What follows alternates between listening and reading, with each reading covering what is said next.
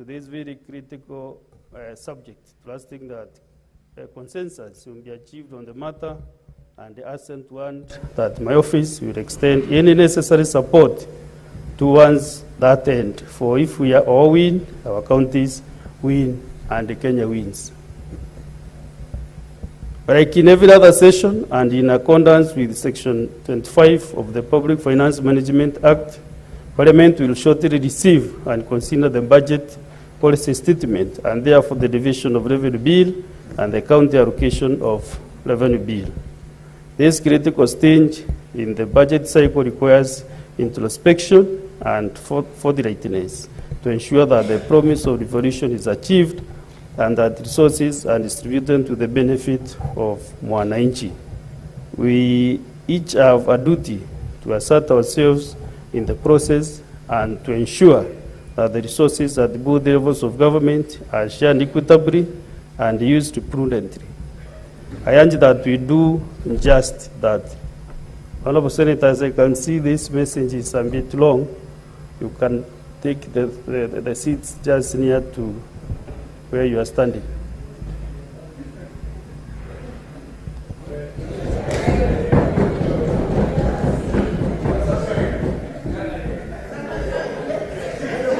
Honorable Senators, Honorable Senators, Honorable Senators.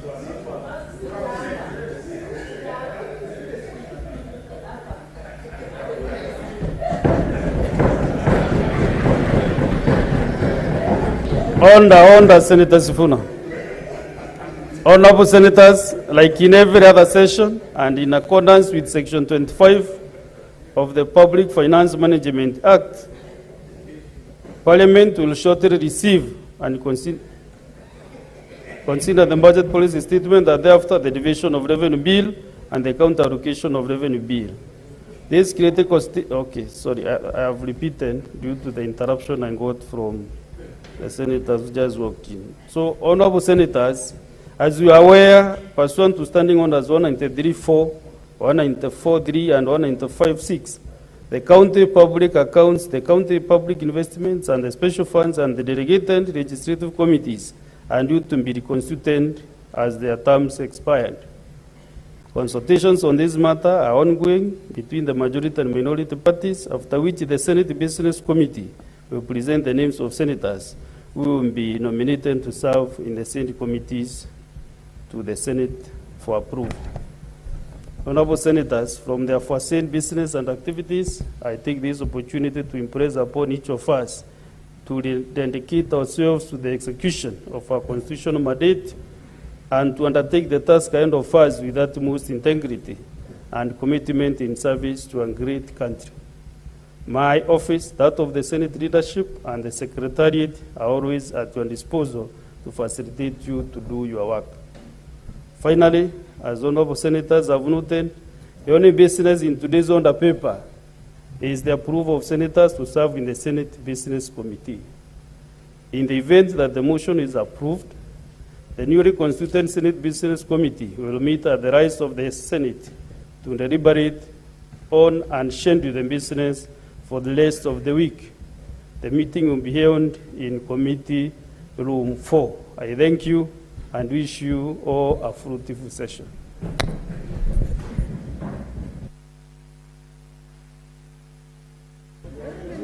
Next order.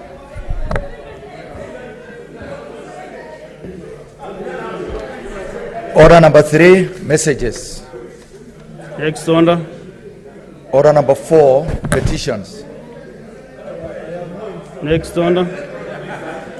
Order number 5, papers. Next order. Order number 6, notices of motion. Senate Majority Leader, are you following the process, what is happening in the House?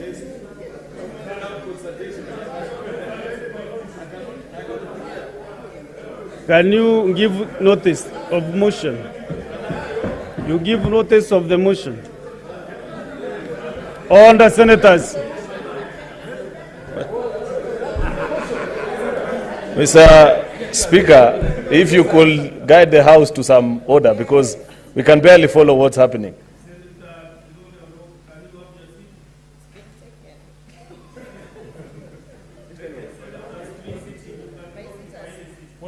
This is a broad-based.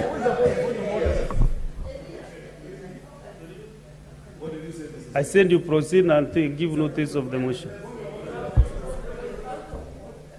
This is a motion for the approval of senators to serve in the Senate Business Committee.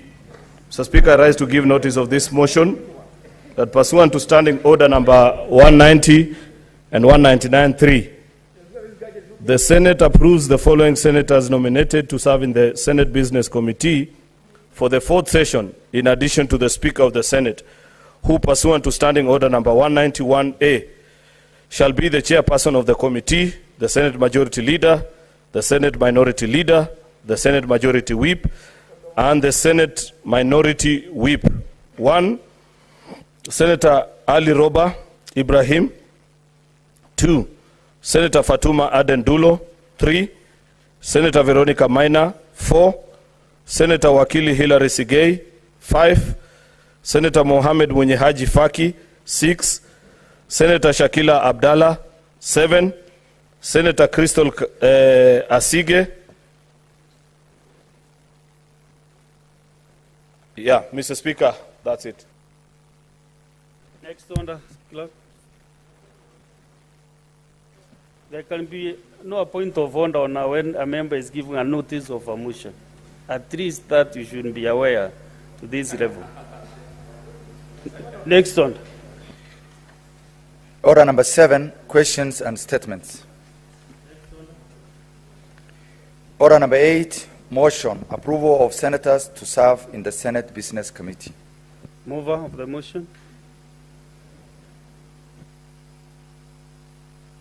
Can you now move the motion?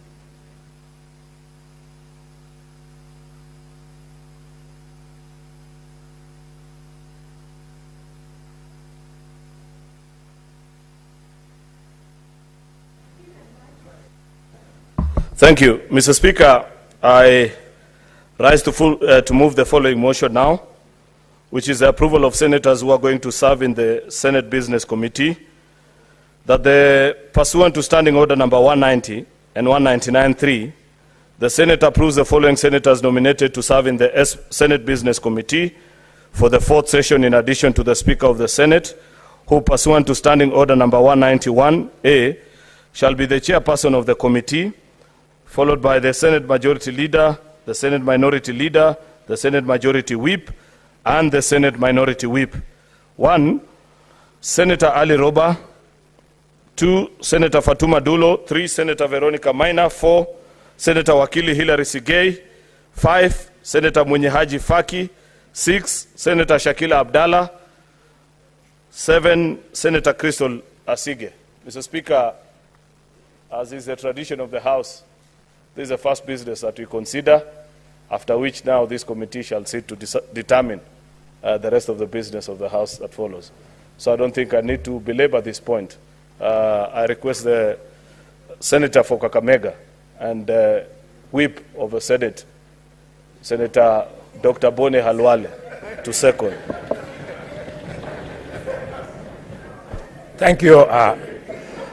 Thank you, Mr. Speaker. Mr. Speaker, sir, I rise to strongly support this motion, but I wish to seek... Sorry, Mr. Speaker, let me swallow my words. I rise to strongly second this motion. And Mr. Speaker, before I give reasons why I'm seconding, I'm seeking for your protection. Mr. Speaker, I have been thrown out of my position where I normally sit. Mr. Speaker, you can see my kid sister, much as she likes me very much, she's seated on my seat. I don't know where I'm supposed to sit. I am the chief whip of the government. My seat is supposed to be there. What are you doing? Can you please protect me? I want my seat back. When I'm not there, I don't think very well, Mr. Speaker. And I second the motion. I will protect you. So, Mr. Speaker, looking at the composition of the distinguished senators who have found their way. Get this point of order from Senator Okongo Mugeni. You know, Mr. Speaker, this is a Senate of the Republic of Kenya. and you cannot shut your eyes to what is happening this afternoon. Mr. Speaker, as I contribute, the person who is supposed to be minority has moved to the other side, majority side. My minority leader, his deputy is already on the other side. Mr. Speaker, you know, we are all leaders in this country. We are all leaders in this country. And we cannot proceed with the business of the House with confusion, Mr. Speaker. We are a country, Mr. Speaker, we are a country that is governed by the rule of law. States that have fallen, Mr. Speaker, have started by ignoring court orders or the rule of law. Mr. Speaker, before we proceed, we need clarification. I need clarification, Mr. Speaker, on the implication of the High Court judgment that has clarified the composition of leadership in the two houses, Mr. Speaker, so that before we debate the motion that has been moved by my friend, Majority Leader. I've had your clarification what you want, so can I give you the clarification? The point I'm making, Mr. Speaker, is that the implication of that judgment, impacts on the position of majority and minority in this House, Mr. Speaker. And we are going to send a statement out there whether we are a country that wants to abide by the rule of law, respect court orders, or we want to slow which degenerate. court order are you referring to, touching on the Senate? It's common knowledge. We are not aware. I can tell you. The chair is not aware of any court order Mr. concerning the Senate. Speaker, are you the only stranger in Jerusalem, Mr. Speaker? Can you have your seat now? This is common knowledge, Mr. Speaker. Can you have your seat, Senator Mwen? The court order is known to everybody. That's why, Mr. Speaker, that's why this afternoon, Mr. Speaker, you can see you have your seat now? The minority have become the majority, Mr. Speaker. The person sitting next to me here, Mr. Speaker. When I request the senator to... Mr. Speaker, I can table that decision before the House. I can table the decision before the House, Mr. Speaker. No, it's online. I just need to send it. I have it. I have the decision here. I'm digital, Mr. Speaker. I can table the decision. So, Senator Mugeni, I think you are... Let us not waste precious time. This is our first day here, and we didn't need to do some work. Let me give you guidance on what you requested. Senator Mugeni, I want to give you guidance that there is no court ruling or anything touching on the Senate. Absolutely touching on the Senate, nothing. You are senior legal counsel, and I don't know where this ruling came from. Yeah? So, Senator Boni Karwale, proceed and... Yes, Mr. Speaker, allow me to thank you. Allow me to thank you for that guidance. This House has gained a lot of respect in the country. And therefore, the guidance you're giving, Mr. Speaker, I invite you to be even bolder and ask our colleagues who have migrated to the majority side to go back and take their seats, because the proper position, Mr. Speaker, Senator Boni Karwale, if you go even to the standing orders, if you consult the standing orders, senators have free sitting. You can sit here anywhere. There's free sitting. Thank you, Speaker. Mr. Speaker, indeed. On my chair, and I'm not bothered. You can spend even the whole month. I have no problem. I can sit any side. Mr. Speaker, indeed you are right. As so I have said, proceed and second this motion. Yes, I'm seconding Mr. Speaker. Mr. Speaker, be patient with me. We came here to guide the country when leader of the majority. We came here to guide the country when opinion divides the country. So just allow me in 2 minutes to make my point, and then I conclude my seconding. And the point is, since you have correctly interpreted what took place in court, that there were no orders against the composition of the leadership of the Senate. And given that there are designated seats in this House, like the Speaker's chair where you are seated, it is a seat in this House. Just because the standing orders say a senator can sit anywhere, doesn't invite senators to go and sit where the Speaker is seated. So because these seats are designated, let members sit wherever they want. But we as leadership, we sit where we are supposed to sit. We cannot be in a country run by social media, Mr. Speaker. I am very serious. If the courts, let me confirm, if the courts had ruled that the majority in the Senate has become the minority, I would have been the first to move to respect the courts. But because there is no such a matter, let us clear the confusion. Mr. Speaker, I second the motion that the composition be as stated. Thank you very much. Pardon?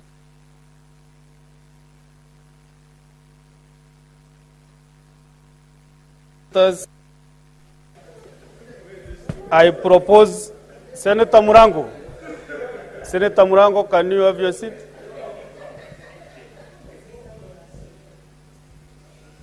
Honorable Senators, I propose the question that pursuant to Standing Orders 190 and 199.3, the Senate approves the following senators nominated to serve in the Senate Business Committee for the 4th session.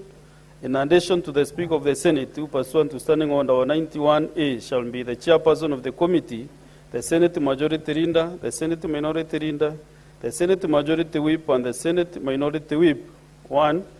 Senator Ali Ibrahim Roba, NGH MP. Senator Fatuma Adanduro, CBS MP. Senator Veronica Maina, MP. Senator Wakili Ida Kiproti Sigei, CBS MP. Senator Mohamed Mwinihaji Faki, CBS MP. Senator Shakil Abdallah Mohamed, MP. And Senator Kristo Kegei Asige, MP.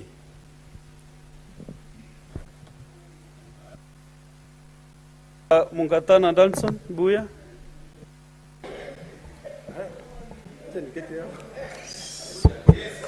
Mr. Speaker,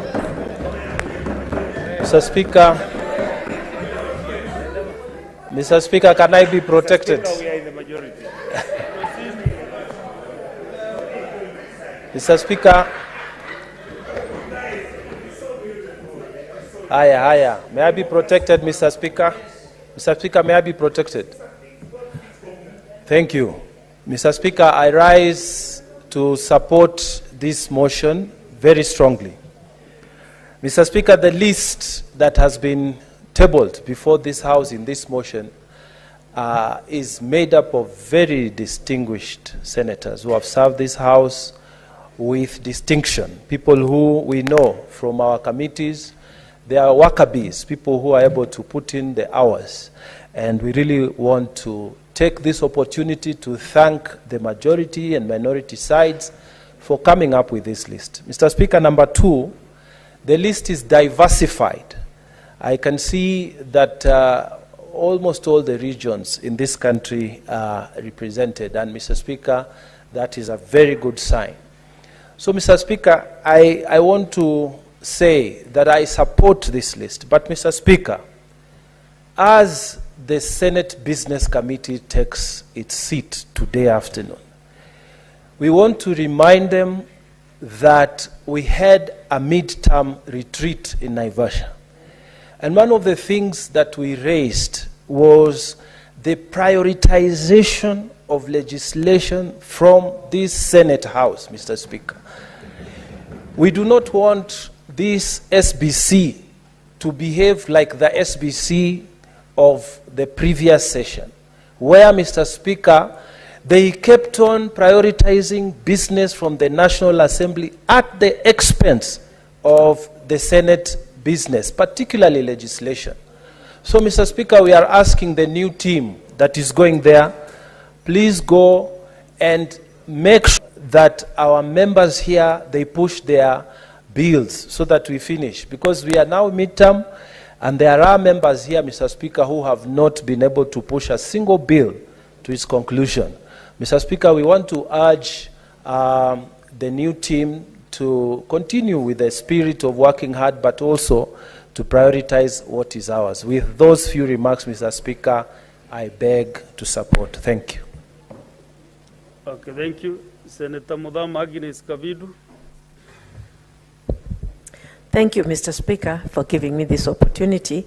I fully support the names that has been given to work in the Senate Business Committee, and I know they will do good work. I encourage them, like Mungatana has said, to prioritize the Senate bills first, because when our bills go to the National Assembly, they are delayed there so much. And so we should also prioritize our bills here before we deal with the National Assembly's bills. Thank you, Mr. Speaker. I'm sure you're aware that we are using the supplementary order paper which was issued. So if you want to confirm anything, you go to the supplementary order paper. Senator Mazayo.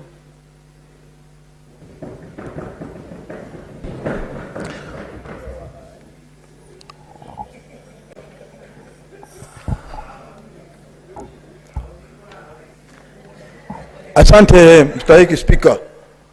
Mstahiki Spika, cha kwanza nataka nikubaliane na majina yaliyoko hapa ya maseneta ambao wataketi katika ile kamati inayoongoza bunge katika itifaki zake.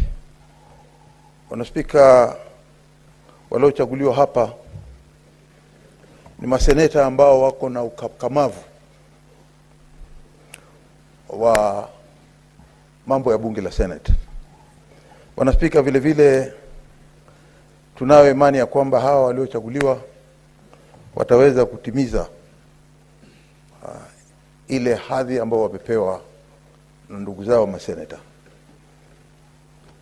Kitu cha pili, Bwana Spika, nikiendelea kuunga mkono haya majina yaliyoko hapa yote saba, nataka pia kuweza kutangazia ndugu zangu ya kwamba hivi leo ni jambo la kusikitisha, naweza kusimama na nikatangaza kifo kilichotokea cha baba ya seneta wetu, ya spika wetu wa bunge la Senate, ndugu yetu Amazon Jeffa Kingi. Kifo hicho kilitendeka jana wakati wa madaktari wakiendelea kumtibu au kujaribu kuendelea kumpatia matibabu mzee wetu, lakini japokuwa sisi tulimpenda, Mwenyezi Mungu alimpenda zaidi. Kwa hiyo nataka tu kuwajulisha ndugu zangu, tumeweza kuweka katika mitandao. Mimi nilikuwa wa kwanza kuweza kuwajulisha maseneta, kuambia kifo cha mzee kimetokea, na hayo yote yaliyotendeka ni mambo ya Mwenyezi Mungu.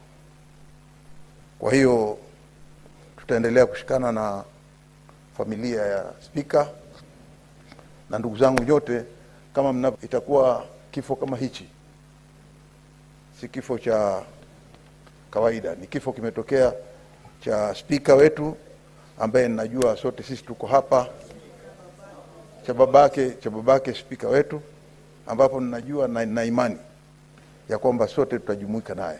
Mimi pengine naweza kutangulia nyumbani, lakini watakaobaki nyuma mtaendelea kuweza kuweka nguvu za Senate hapo mbele. Bwana Spika, mwisho ingekuwa bora zaidi ikiwa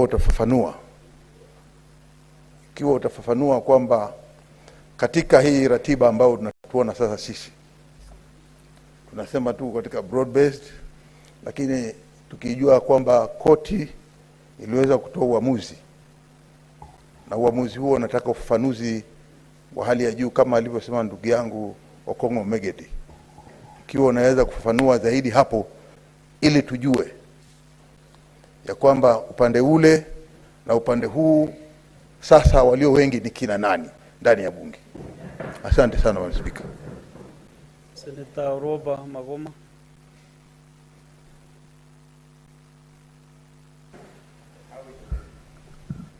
Thank you, Mr. Speaker. I rise to support the proposed names to the Senate Business Committee, Mr. Speaker.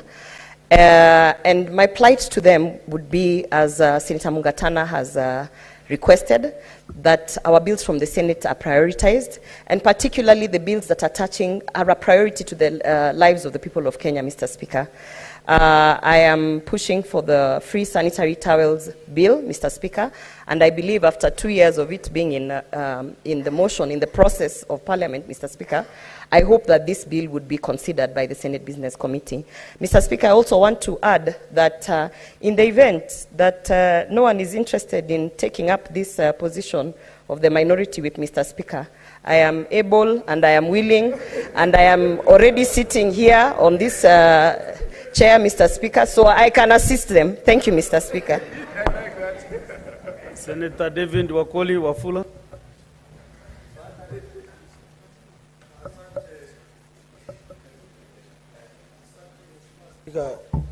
Nashukuru sana kwa nafasi hii. Nashukuru vile vile Mheshimiwa Spika kuona ndugu zangu ambao wamekuwa kiukwea mlima sasa wameteremka wako katika jumba la Senate, Mheshimiwa Spika.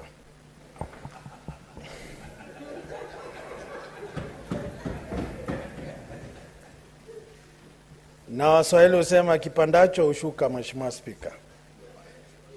Mheshimiwa Spika, mimi ni kuwashukuru wa Kenya kwa kutupa nafasi kujumuika nao katika msimu wa Krismasi na mwaka mpya. Tumeshukuru vile vile tumekuwa na kikao kule Naivasha kutathmini ratiba na mipangilio ya jumba la Senate. Cha muhimu Mheshimiwa Spika, wale ambao wameteuliwa kuongoza kikao cha shughuli za bunge watie maanani kwamba Senate ni jumba kuu, jumba la umaarufu wa kutunga sheria, na kwamba mwaka huu Mheshimiwa Spika lazima ibainike wazi mbichi na mbivu. Lazima ibainike wazi majukumu ya Senate kikatiba na kisiasa, na kwamba hatutakuwa na uzembe ambao tuliona mwaka uliopita, lakini tuone ni shati ya pamoja kufanya kazi kwa pamoja. Kikundi hiki Mheshimiwa Spika, naomba viongozi wenzangu waweze kutulia. Wamechangamka kana kwamba wamekula aina fulani ya mmea, Mheshimiwa Spika.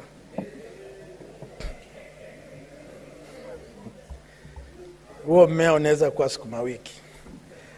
Mheshimiwa Spika, nashukuru na mimi naombea kila laheri wale ambao wameteuliwa, na kwamba sisi pia tunataraji kwamba baadhi ya kamati za bunge zitaweza kushughulikiwa ili ratiba zinazotoka ziweze kuiana na vikosi vya uchapakazi, ili tuweze kuwatendea Wakenya haki na kuhakikishia Wakenya popote walipo kwamba ugatuzi tutaulinda, fedha tutazilinda, uwajibikaji ni lazima, na kwamba matokeo ya ugatuzi lazima Wakenya wafurahie. Na mimi ni kuomba Wakenya popote walipo, iwapo kuna tetesi na changamoto, wasikose kututafuta sisi maseneta, kwa sababu sisi ndio kioo cha jamii. Asante sana Mheshimiwa Spika. Geoffrey.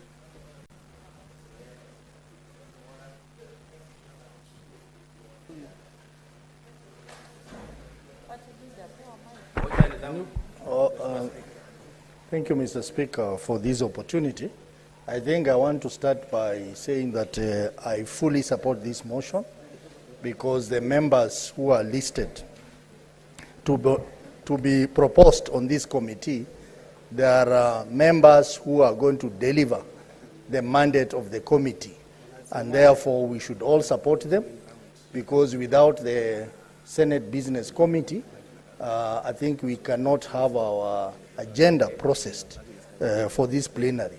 But I also want to request that these members on this committee must understand that this is one of the most crucial committees that processes agenda and discusses the calendar of this House. And therefore they must put in extra effort to ensure that they do the right job. As Senator Mungatana has said, we have a number of pending Senate issues that needs to be dealt with. And I hope that this will be the right committee to initiate the processes which will lead to us resolving those outstanding issues. Mr. Speaker, I also want to urge the Senate Business Committee to also prioritize the many reports which have been generated by the Oversight Committees, PIC and PAC. We have in excess of 100 reports so far. And I was just wondering how these many reports will be processed in this House. I think this is a very, very important issue, because we have those reports which touch on matters of accountability in our counties, and action needs to be initiated as soon as possible. So I want to urge this Senate Business Committee that we are approving today, that they also need to ensure that those reports are brought before this Senate for debate and approval, so that actions can be taken by the relevant bodies like EACC and others. Mr. Speaker, that is very important, because I think we exist here to protect devolution, and devolution will be very much protected through the reports that have been tabled by CPIC and CPAC. Mr. Speaker, for those short words, I want to support the names proposed for this committee. Senator Maluma, what is your point of order? I can see your on intervention. Asante Mheshimiwa Spika. Hoja yangu ya nidhamu ni kwamba wanaotangaza ama wanaopitisha matangazo katika runinga zetu ama Parliamentary Broadcasting Unit wanaandika sajili ya majina ambayo ni tofauti kidogo na ile ambayo iko katika ratiba ya bunge ama order paper, kwa sababu kiangalia pale vile inapita kuna jina kama Agnes Kavindu Mudhama, na katika hii order paper ambayo ni ya leo haina hilo jina. Kwa hivyo nilikuwa nasema tu wawasilishe majina ambayo yako katika order paper ya leo. Asante Mheshimiwa Speaker. Actually, I announced that we are using the supplementary order paper, which has different names from the original order paper. So maybe our media team should be able to rectify that. Senator Professor Margaret Kamar. Thank you, Mr. Speaker, for giving me the opportunity. I stand to support the list that has been given for the House Business Committee. I think these are senators who are seasoned, who have leadership in themselves, and we believe that the House will move very smoothly in the coming session. Mr. Speaker, I want to agree with Senator Mungatana that a lot was done in the retreat, and we need to pay attention to some of the decisions that we came up with and some of the very strong suggestions that came in. Mr. Speaker, the Auditor General who came, our wonderful, wonderful lady, Auditor General, gave us a lot of assurance that our CPIC and CPAC are going to be very busy, because she had over 1,000 reports to be tabled.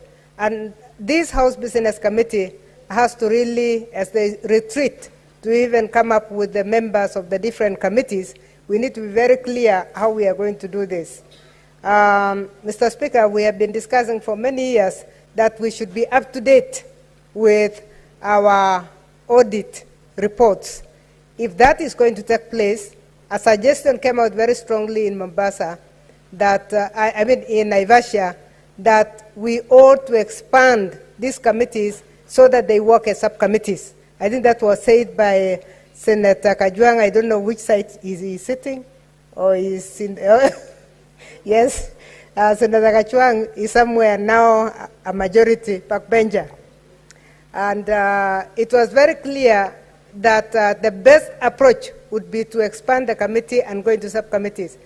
Mr. Speaker, let's break a record as this House in clearing the backlog of the Comptroller General, the Auditor General's reports. And really, let's be bold. Let this House Business Committee be bold and change things from the old system to a system that is going to make us deliver. Mr. Speaker, I also want to encourage them to prioritize some of the motions that come to this House that are very important. There was a motion from the senator from Kiambu, a motion that was going to bring in the idea of free education.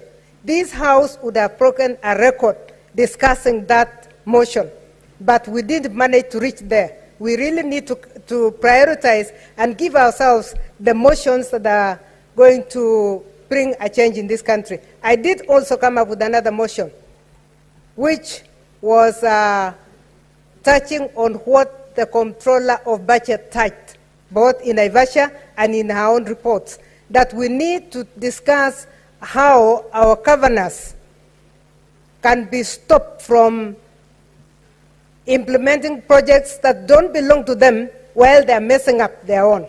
In our education committee, we were very clear, and we have already invited I think we are on the fifth, we're in the fifth governor, because we are talking to all the governors about how they have digressed from early childhood education to implementing what we call bursaries. And it should be very clear, because what they have done with the national government will not benefit the counties at all.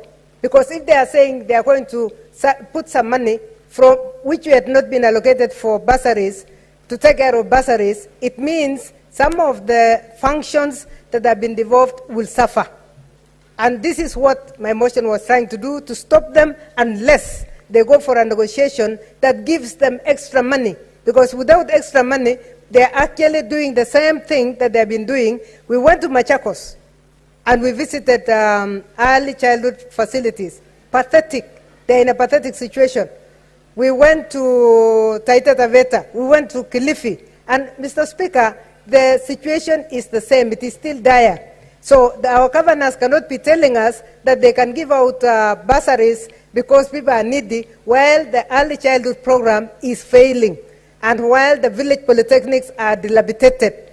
So those are some of the, I'm just using those two examples, the motion from Kiambu and my own motion, that required urgent attention. I would like to therefore encourage the next House Business Committee to look at bills and motions as they come in and select those which they think this House can have an impact on. With those remarks, I very strongly support this team of 7. Thank you, Mr. Speaker. Honorable Senators, you know the motion is about whether we are approving the names of the senators so that they can go and sit and generate the business for the Senate. The other matters, and since we started, nobody has rejected even one name. So it's like we're in concurrence. We're in concurrence with the names, you senators. So therefore, I want to give a few others, and then maybe the majority and the minority, you should make concurrence on this business.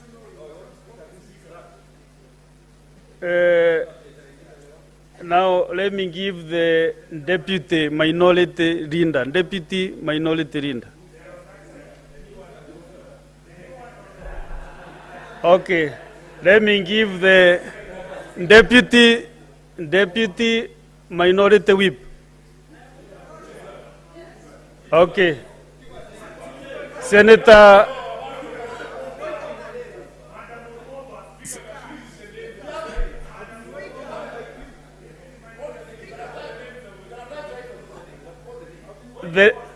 as far as my hemispheres are correct, the Deputy Minority Leader is none other than, he knows him, even he is looking at me very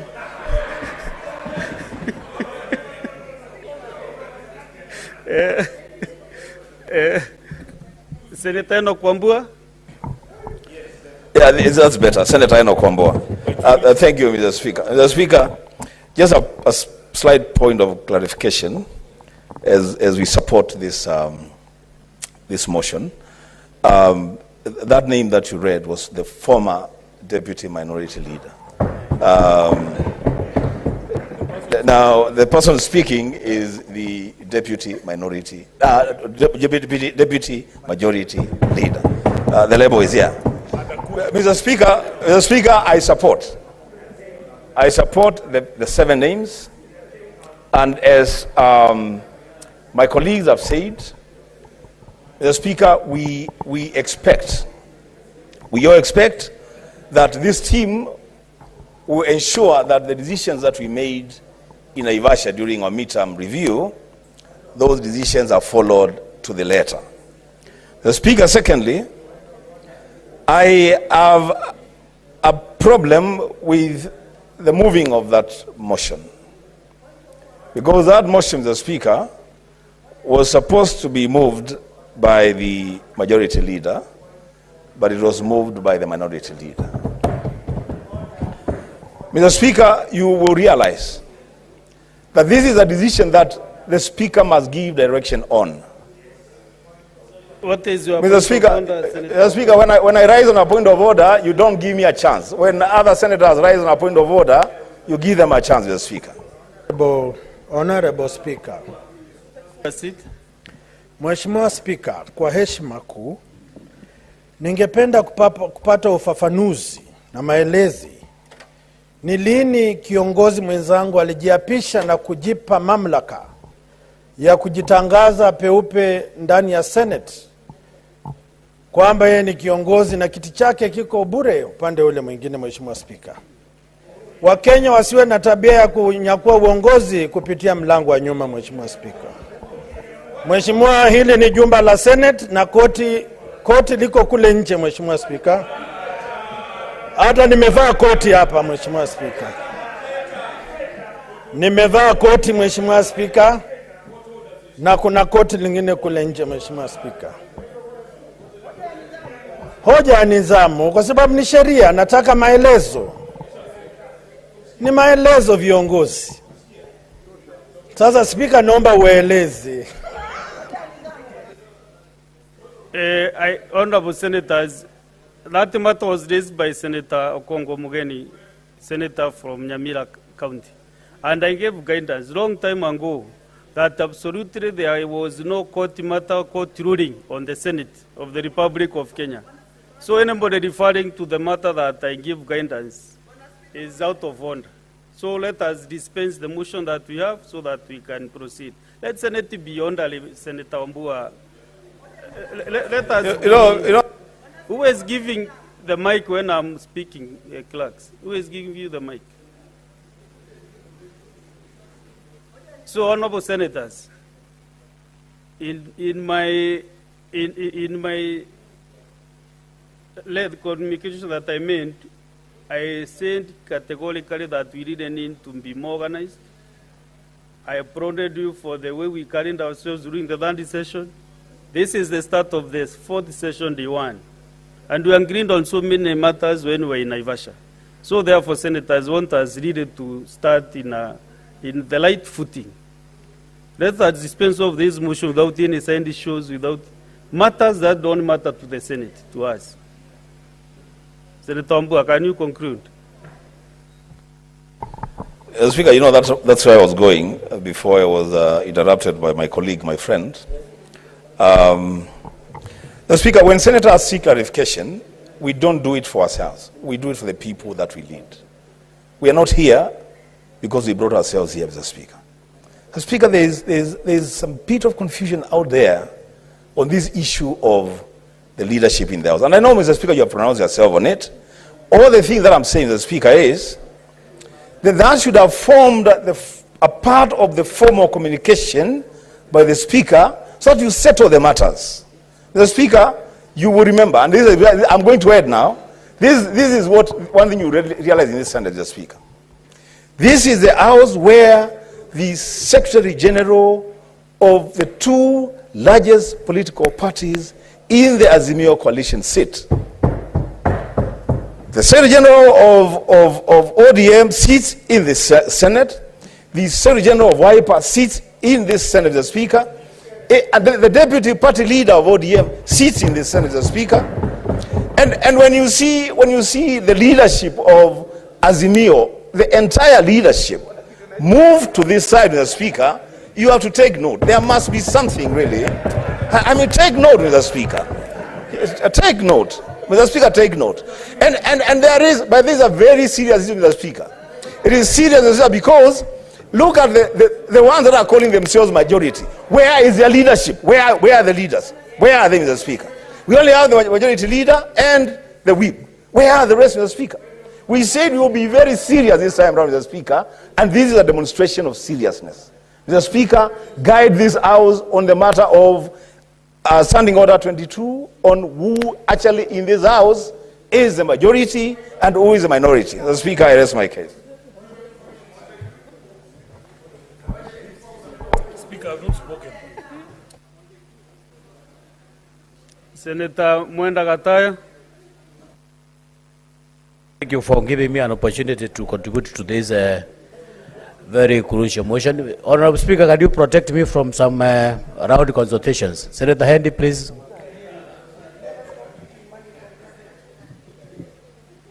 Honorable Speaker, from the onset, Honorable Speaker, can you protect me, Senator Onyonka? This is not. We are not in a club. Can you please? Senator Onyonka. Proceed. You know, you cannot just make round calls when somebody is on the floor. It's you, and you are insist on the petition for that. No, Honorable Speaker, I want to support the risk from the onset. You know, Honorable Speaker, this is a very crucial committee, which is supposed to process very important business of this House. I have been able to comb through the list. You know, we are midway, we are midterm, we have been together for the last almost 12 years. We know each other. I've looked at the number of people that have been put into that list. I know all of them by name, by their competence. And I think, Honorable Speaker, this is the best team that the leadership has produced that is supposed to steer the business of this House to some great heights. But I would also request that we reconsider the request made by my neighbor, my brother, Senator Mungatana, that we are supposed to prioritize the business of this House, because we have quite a number of pending issues that are supposed to be processed, and we are not supposed maybe to give priority to a number of businesses that are generating from the National Assembly, for that matter. So, our Speaker, having been around for the last close to 2 years, the membership of this committee is competent, is equal to the task, and I hope, Honorable Speaker, we are going to have our businesses processed efficiently, and it's a team that I strongly support, Honorable Speaker. I support.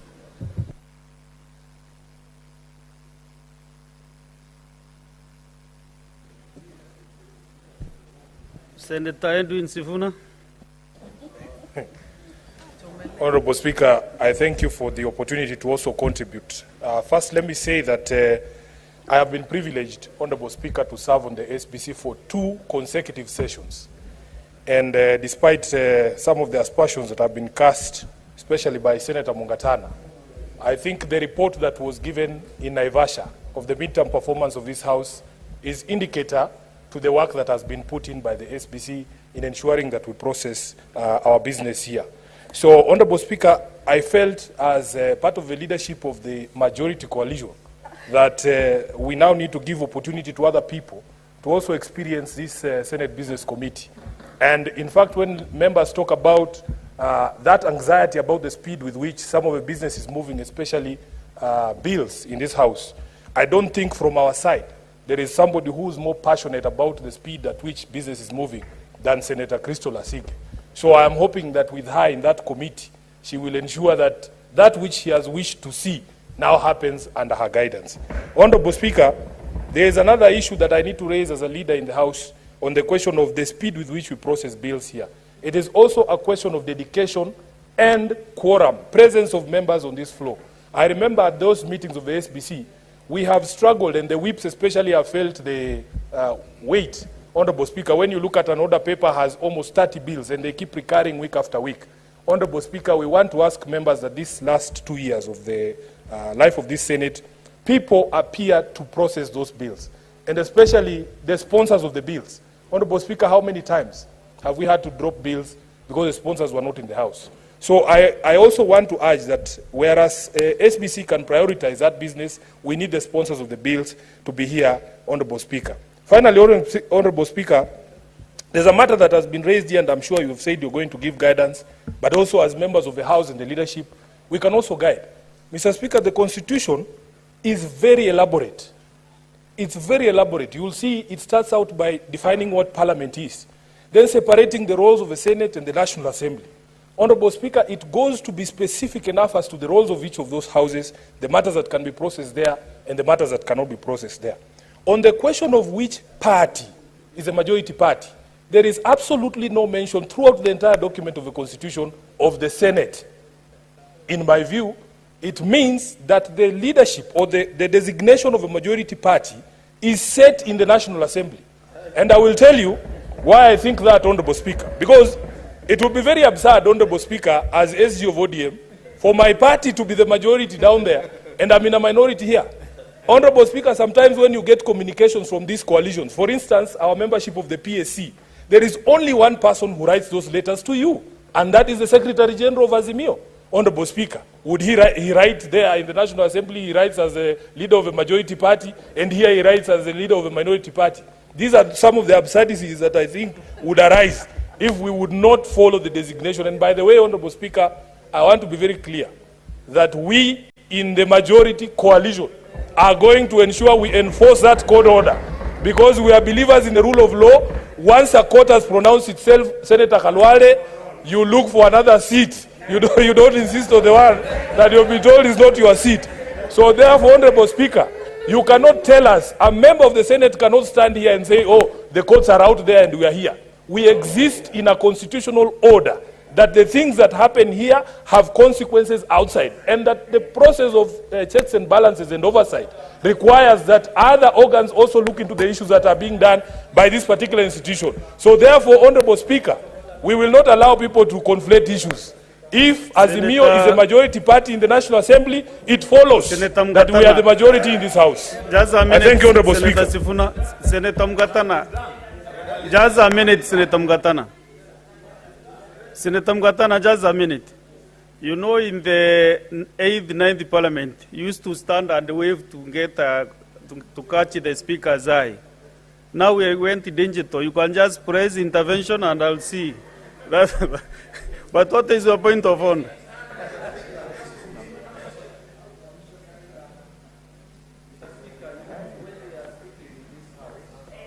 Give him the mic.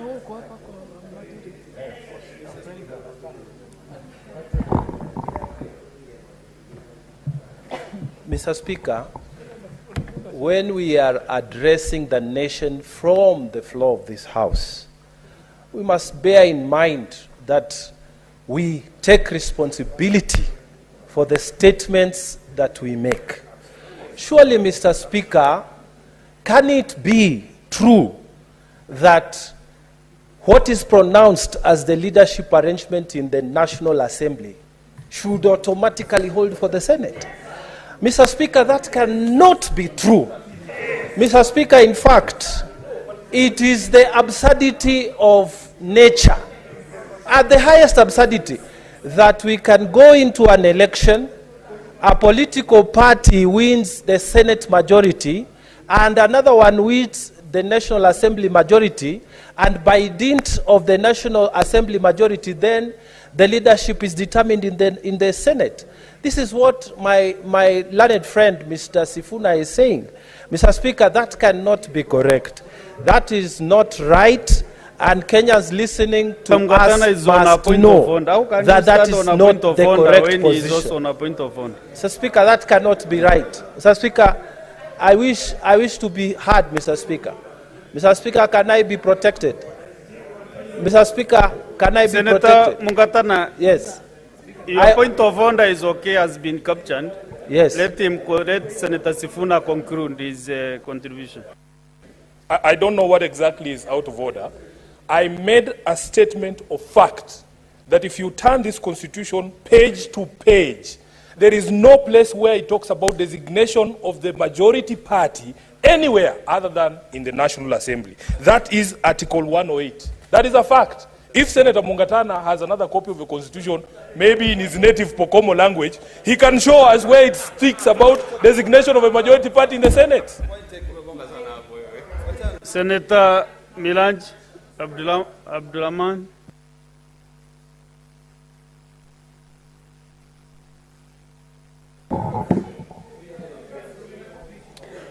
Asante Mheshimiwa Spika kwa kuweza kunipa fursa hii na mimi niweze kuunga mkono hoja iliyoletwa mbele na kiongozi wa walio wengi katika bunge hili la Seneti, Seneta wa Kericho Bwana Aaron Cheriot, na niweze kuwapongeza maseneta wenzangu kutoka gatuzi ya Mombasa, kiongozi wetu Seneta Mwinyi Haji Faki na dadangu Seneta Kristo Lasige kwa kuweza kuteuliwa na kutwikwa majukumu ya kukaa katika kamati hiyo.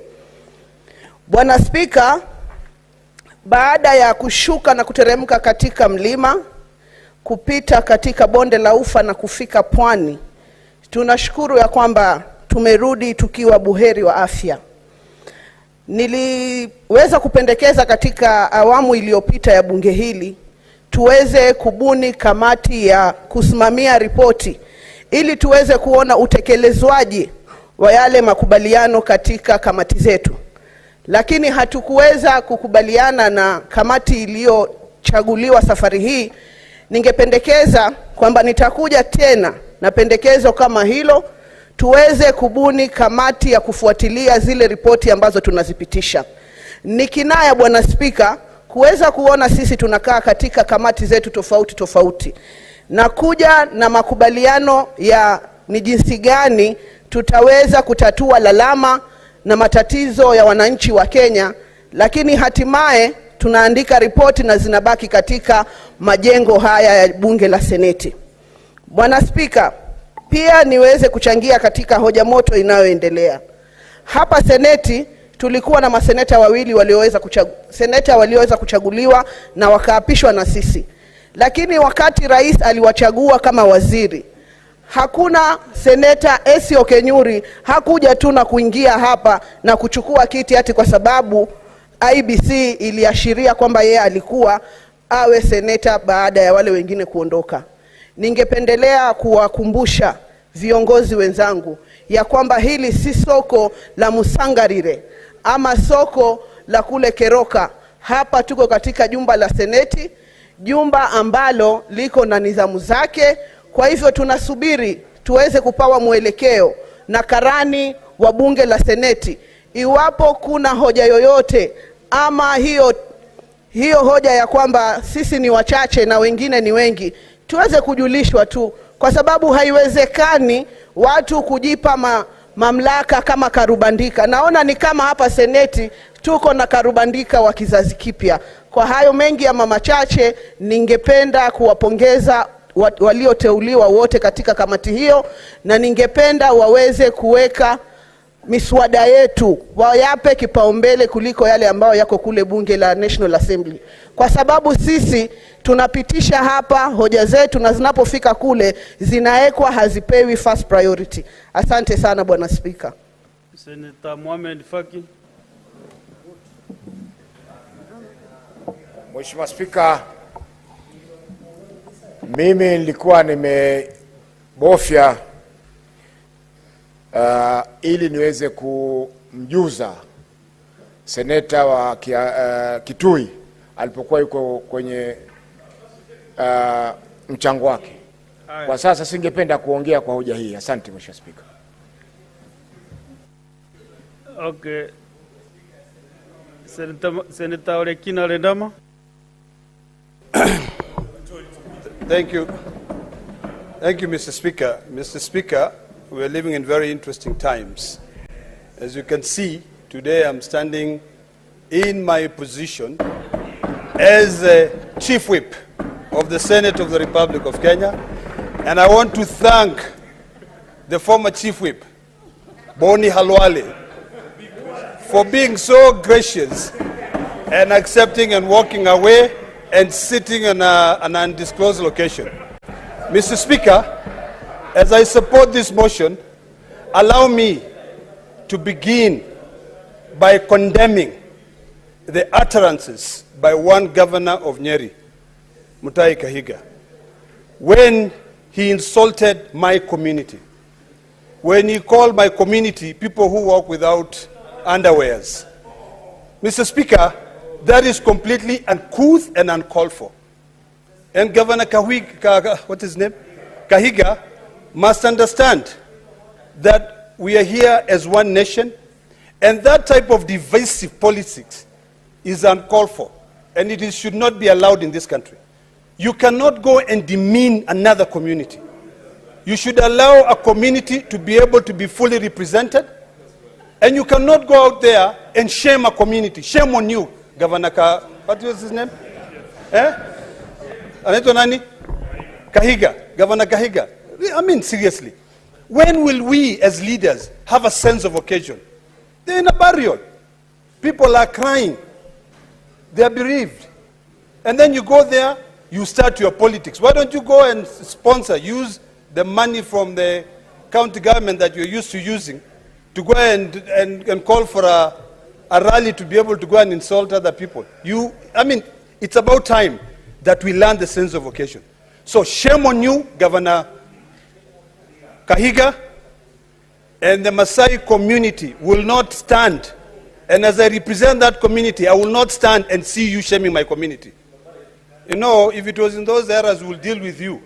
But now, we just want to call you for your utterances, which do not have a position in this republic. Mr. Speaker, really, as leaders, we must respect other communities. You know, it is completely unethical, uncouth, and uncivilized for Governor from Nyeri, Kahiga, to be able to use a funeral to look down on another community. This is not back then when they are first-class and second-class citizens.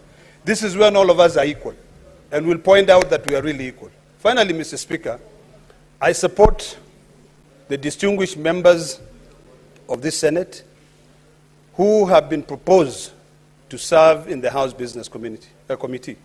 I serve in that committee, and I know the amount of work that that committee have to deal with. That is a committee that decides really the kind of business that we deal with. And I want to correct the view that the previous committee did not do its work. The previous committee really worked well, worked very hard. And in fact, the Secretariat did a fantastic job during our retreat to be able to put facts on the table, to say these are the businesses that were guided by the House business. This is what we concluded. I think what we need to now deliberate on is how do we ensure that any business that leaves the upper house of the Senate and goes down to the lower house in the National Assembly, that business is concluded. That is a task now. We believe that Senator Crystal Asige, Senator Faki, Senator Asigi, Senator Roba, distinguished gentlemen, and all the other distinguished senators who have been given an opportunity to serve in the House business will be able to crack to ensure that we conclude our task. Otherwise, Mr. Speaker, I thank you, and I just repeat by saying, shame on you, Governor, I don't know his name, Kahiga. Senator Esther Okenyuri. Sorry? Yeah, finally. Senator Thank you, Mr. Okenyuri, Speaker. what did you say? Finally, my chance has come. Thank you, Mr. Speaker, for giving me this opportunity. I also wish to support the composition of that House Business Committee, and I'm looking forward to prioritization of very key legislative agenda, Mr. Speaker. And allow me at this juncture, just as a sponsor of the Protection of Livelihood Bill, to give my condolences to sad news I'm reading on the internet about the demise of one Tyson Aminga, a small trader who's been hustling. He's a driver of a Noah, and he's been missing for quite some time. And this afternoon, we are gathering news that the body has been discovered at City Mortuary. He was actually hired by people who he thought were actually customers but were thieves.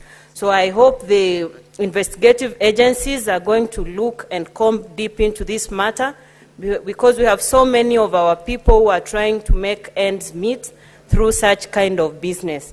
So, Mr. Speaker, I equally look forward to resurfacing of the civic education bill, because we dearly need that one as a country right now. It can actually solve most of the issues we are facing as, in this democratic space we are in, not just for our citizens, but it will tackle so many other issues, even in interpreting some of the matters which are being raised by honorable members in this House. Thank you, Mr. Speaker.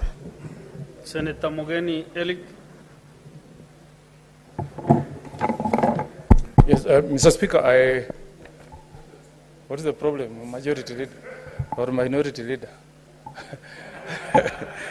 Yes, Mr. Speaker, you know, I don't know, even people who know the truth, Mr. Speaker, seem Senator to be in a panic mood. You know, I gave you an opportunity to contribute.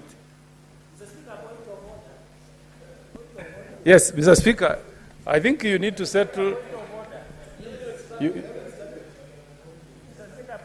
Honorable Senators, I think we are really like, proceed, Senator Mugeni. Yes, Mr. Speaker, Mr. Speaker.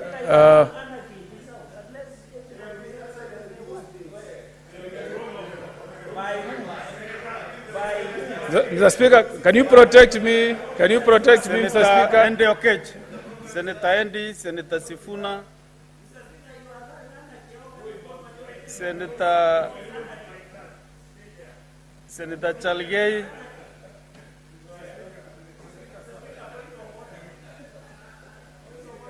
what is your point of honor? Yes, I must be heard in this House.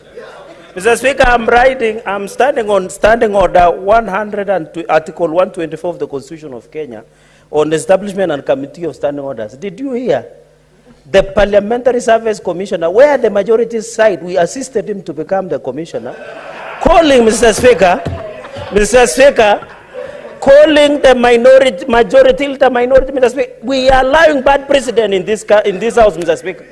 Let the standing orders be followed, even if there is a court order, which I am not aware of, which is not there, Mr. Speaker.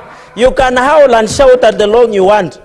Mr. Speaker, Senator Sifuna should be visiting telling Sakaja to fix potholes which are deeper than dimples instead of shouting us in the House. Mr. Speaker, can you direct the Parliamentary Service Commissioner, Senior Counsel Okongo Mugeni, who is now embarrassing the people who are learning from him by calling the majority leader minority to withdraw and apologize to the majority leader and the House, Mr. Speaker? I don't know why the minority are making noise. Mr. Speaker, can you at least tell him to follow the law? Let us follow the Constitution, Mr. Speaker.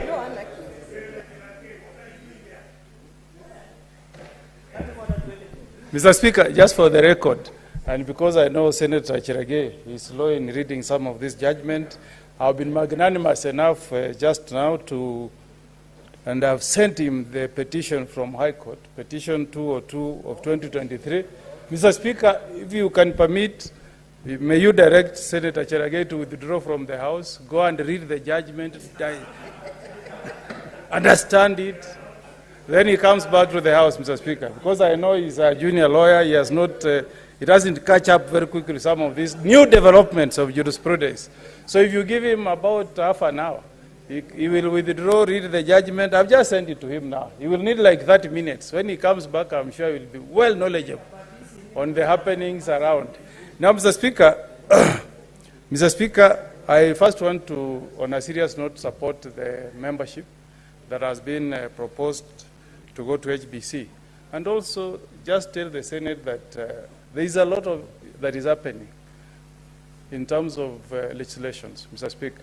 This new team is taking office at a time when, after the deliberations that we had in Naivasha, we have a constitutional amendment bill that has been proposed by the National Assembly that is undergoing pre-publication scrutiny, and at the time that we also have a bill as a Senate that was approved by senators in Naivasha. Mr. Speaker, if there is a time that we as senators need to demonstrate courage and show leadership, the time is now. And reading the names of the members who have been proposed, I have no doubt, Mr. Speaker, that these are men and women who have demonstrated their courage before this House, and they will be able to guide the business that should come to this House, Mr. Speaker.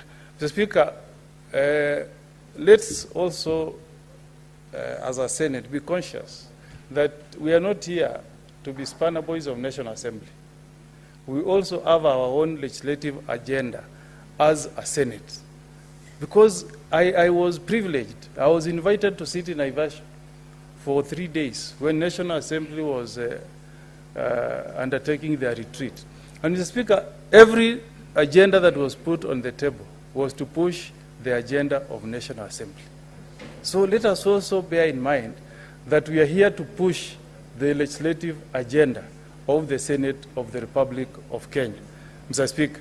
And Mr. Speaker, some of the judgments that we get from our courts are supposed to guide us. Majority Leader, some of these judgments are supposed to remind us that we should be men and women of honor. When I raise this issue here in this afternoon, I'm not questioning the fact that the Kenya Kwanza coalition is the majority. But there are some decisions that we have made that go against the judgment that came from the High Court. I know as a fact that when we came here, UDA had 22 senators, then there was one from Ford Kenya and one from DP. That gave you 24. If you add the 8 that were nominated, you are 34. You are majority. But there are some things you have done which are very unprocedural, including the name that you have put before us this afternoon, which goes against the judgment that was issued by the court last week. You have given the name of Ali Roba as coming from the majority side, Mr. Speaker. You know, Speaker, no. You know, Mr. Speaker, Mr.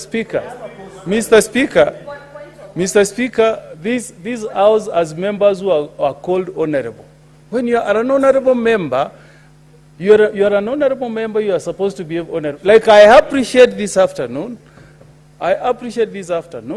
that the will of the people. If you read the judgment is telling us that once you finish an election, you must respect the will of the people. That's what the judgment is saying, Mr. Speaker.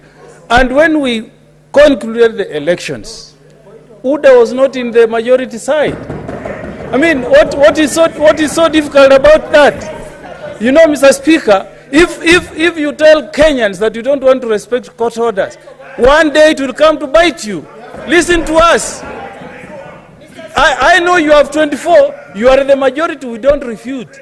But which side was UDA? UDA was not on that side of the coalition. UDM. That's the point we are saying, Mr. Speaker. You have brought a name here this afternoon from the majority side, and you have included, in fact, 2. So if you can't accept some of the best, at times the High Court gives you an easy way out. You should respect court orders. We have even the President of this republic is in office because we respected a court order. Majority Leader. No, it doesn't matter. Mr. Speaker, at times, the country should be bigger than us individuals. A country should be bigger than us individuals. Because when a High Court has made a decision, Mr. Speaker, they make decisions and we respect. Oftentimes, we express our views as lawyers that we may not agree, but we respect. So we expect, Mr. Speaker, the government of the day to also respect court orders. Otherwise, we will degenerate into anarchy. If you are a student of history, Mr. Speaker, you know that countries that have fallen, it's because they first began by disobeying court orders and not having what lawyers will call a state of rule of law, Mr. Speaker.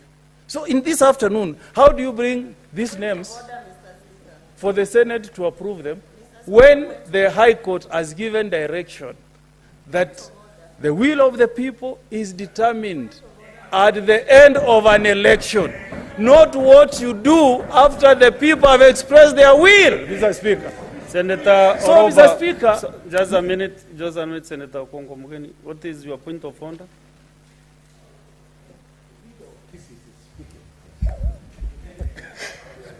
Mr. Speaker, I stand on a point of order on factual information, Mr. Speaker. Mr. Speaker, our commissioner and my senior from Kisii County is actually alluding that UDM from Nyamira, Gusii region, Nyamira County. Mr. Speaker, Senator Omogeni is alluding that there is actually no coalition agreement between UDM and UDA. Mr. Speaker, allow me, and he has said that repeatedly, that it is the will of the people, Mr. Speaker. As I sit here in my designated position today, Mr. Speaker, I have even witnessed and heard from the other side of the Senate, Mr. Speaker, of chambers, the UDM representatives actually confirming that they do have an agreement with UDA, Mr. Speaker. So, Mr. Speaker, you know, the public is listening to us. And what Senator Omogeni is trying to say, my point of order is that the information he is giving about the relationship, whether a coalition or other, is between UDM and UDA, Mr. Speaker, is not factual, Mr. Speaker. And that is what I would like for him to clarify and correct, because from where I stand, and I am a member of UDA, with information that we have a coalition agreement between UDM and UDA, Mr. Speaker. And Mr. Speaker, then that should be clarified so that it does not come out that we are forcing issues, Mr. Speaker. And Mr. Speaker, you also talked about the will of the people, Mr. Speaker. Everyone who is sitting in these chambers, Mr. Speaker, is representing their people. And every single day we come here to articulate on issues, we are articulating on issues on behalf of the people. So to say that the coalition agreement is not the will of the people, Mr. Speaker, is actually non-factual, Mr. Speaker. And I would like for Senator Omogeni, with all respect, because as I've said, he's my senior from Gusii region and our commissioner, and I look up to him, Mr. Speaker, I would ask him kindly to withdraw that non-factual statement and apologize. Senator Omogeni, you are junior senator from Gusii region has requested kindly for clarification. You know, at times I struggle. Because she's running a lot from you. Maybe you can. You know, I've really go ahead and do that. I've really struggled to understand what is the point of order. There's no point of order, Mr. Speaker. Senator Omogeni, there's no point of order in that, Mr. Speaker. And okay.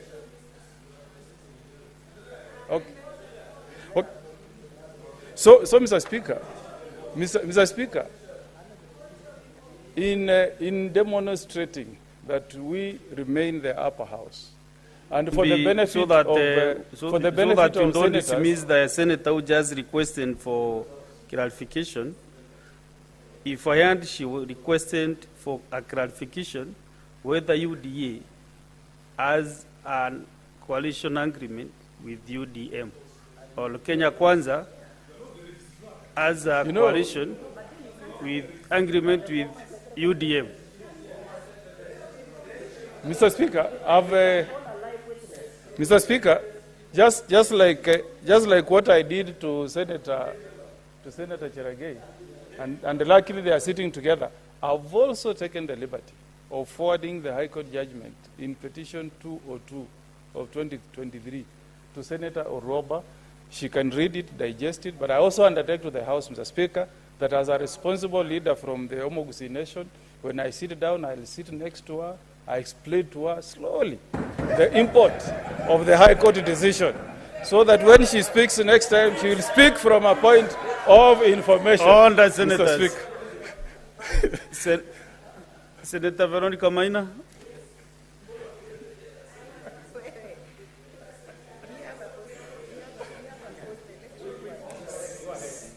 Mr. Speaker, I have listened to the submissions being done by my very senior, respected colleague, Senator Omogeni, and I assume he does not have certain information which would have been crucial to him before submitting on that question or on that point of order. I would wish to inform Senator Omogeni that UDM has signed a coalition agreement with UDA. And I am, wait, I finish. Senator Sifuna, wait, I finish my submissions. Senators. Honorable Speaker, Honorable Speaker, senators. I am not speaking as an ordinary senator in this House. I speak now as a witness to that agreement, to which agreement I have myself signed, witnessed, and being a party. Honorable Speaker, Senator Veronica. Honorable Speaker, as SG number 1 in the Republic of Kenya, who signed all the certificates for the senators from the UDA Veronica. here, and for the president and the deputy. Senator Veronica Maina. Honorable Speaker, I want to inform, Honorable Speaker, I want to inform Honorable Speaker, for the benefit of all the senators, that I speak as a witness. I have evidence. My statement is equivalent to evidence that can be tabled anywhere, before any session, before any plenary. And I hope that rests the matter. Senator Okech. Senator Veronica, one thing that I did not ask you, because you started talking and I was trying to catch your eyes also, is whether Senator Kongo Mugeni was interested to be informed, because that bit I bypassed, but all the Senator Mugeni. So again, Mr. Speaker, I'm very lucky this afternoon that I'm dealing with learned friends and lawyers. Now, for the benefit of Senator Veronica Maina, who I am sure has not taken time to read and digest this judgment, the court says, Mr. Speaker, I want to see if I have a number so that I can also send it to her. And I'll also, Mr. Speaker, I also want to take time to read the judgment for her and also tell her that in this pronouncement, the court has said, Mr. Speaker, the court has said in this judgment that none of the coalition agreements were forwarded before court. So just in case she did not understand the law at that time, just in case she filed the agreement with a different office, Mr. Speaker, if she filed the agreement with a different office, it could be, I'm willing to be informed by Senator of Nairobi. I'm willing to be informed. No powers to ask him that. He has asked me that. It is me to ask whether you I'm willing to be informed by Senator Sifuna. Yes, inform me. I'm willing.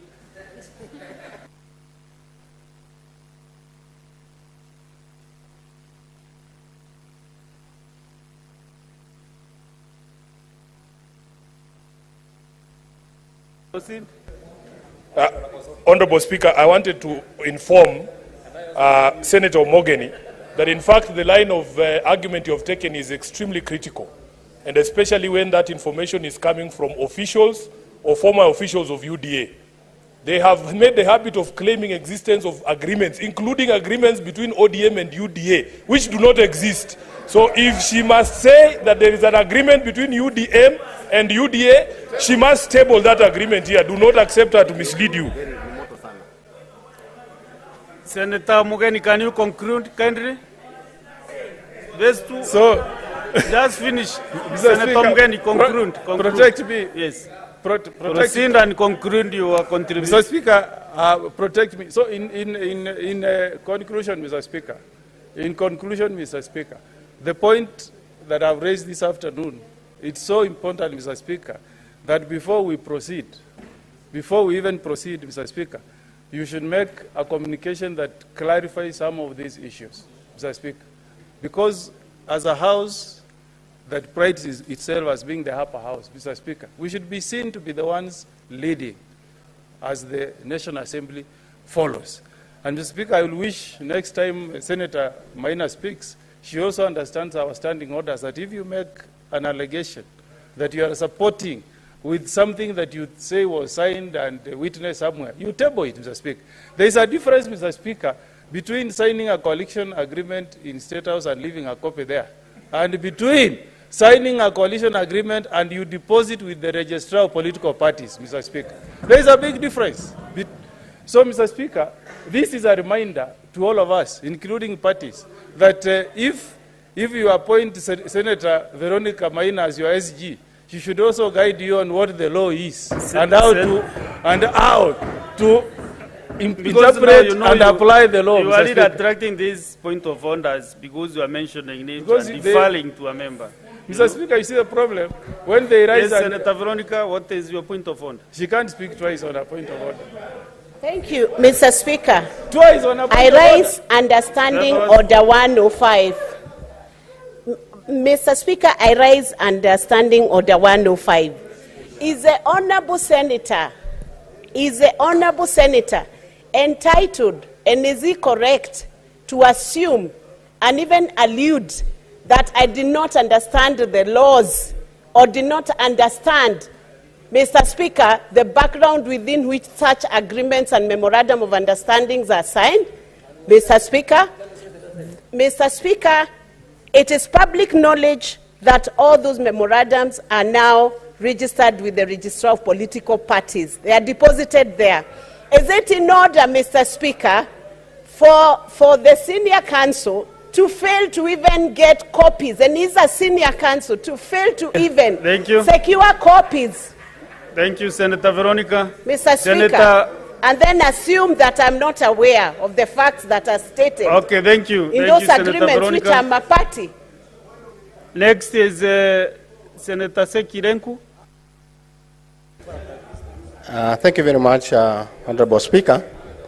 Let me also take this opportunity to support the list of the committee of SBC, and I really want to thank the House Business Committee and the leadership of the House for even considering one of my members in the Trade Committee, Honorable Asige, who is a very competent member in my committee, and I want to congratulate her for being added in that list of SBC.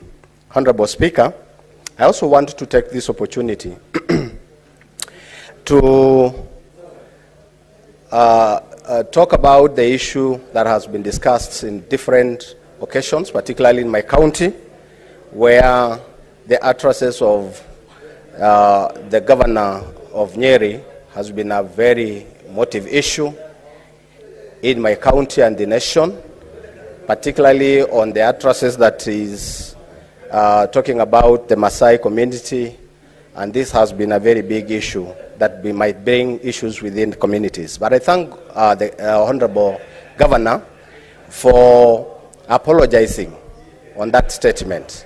And I want to really thank him, because maybe he was not meaning something bad to that community, and for him coming very fast to apologize to the community, I really want to appreciate the same. On the issue of the leadership of the House, Honorable Speaker, I want to say that it is important that you take responsibility. You take responsibility to at least to give a way forward and direction on this matter, because it might really bring a lot of issues, particularly on the committees, again on the operations of this committee, of this House. Otherwise, thank you, Honorable Speaker, for this good and great opportunity. Senator Wamatinga Wahome. Senator Abbas. Honorable Speaker, I think I'm the only member of UDM who is here now. And my party has been attacked, actually. One thing I want to confirm to the House is that UDM has officially signed a coalition agreement with UDA. I want to attest to that. One other thing is, Your Honorable Speaker, is that Azimio is not the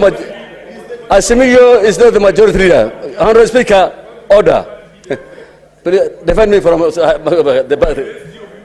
I am a member of the UDM, my friend, and I represent him. Honorable Speaker, actually Azimio is no more the majority anymore, because NAG left it, Wiper has left, and the ODM has joined the coalition. So how do they become the majority again? How? How do they become the majority? So they are not the majority anymore. They are already joined the broad base, and they are not the majority, Honorable Speaker. Thank you, sir.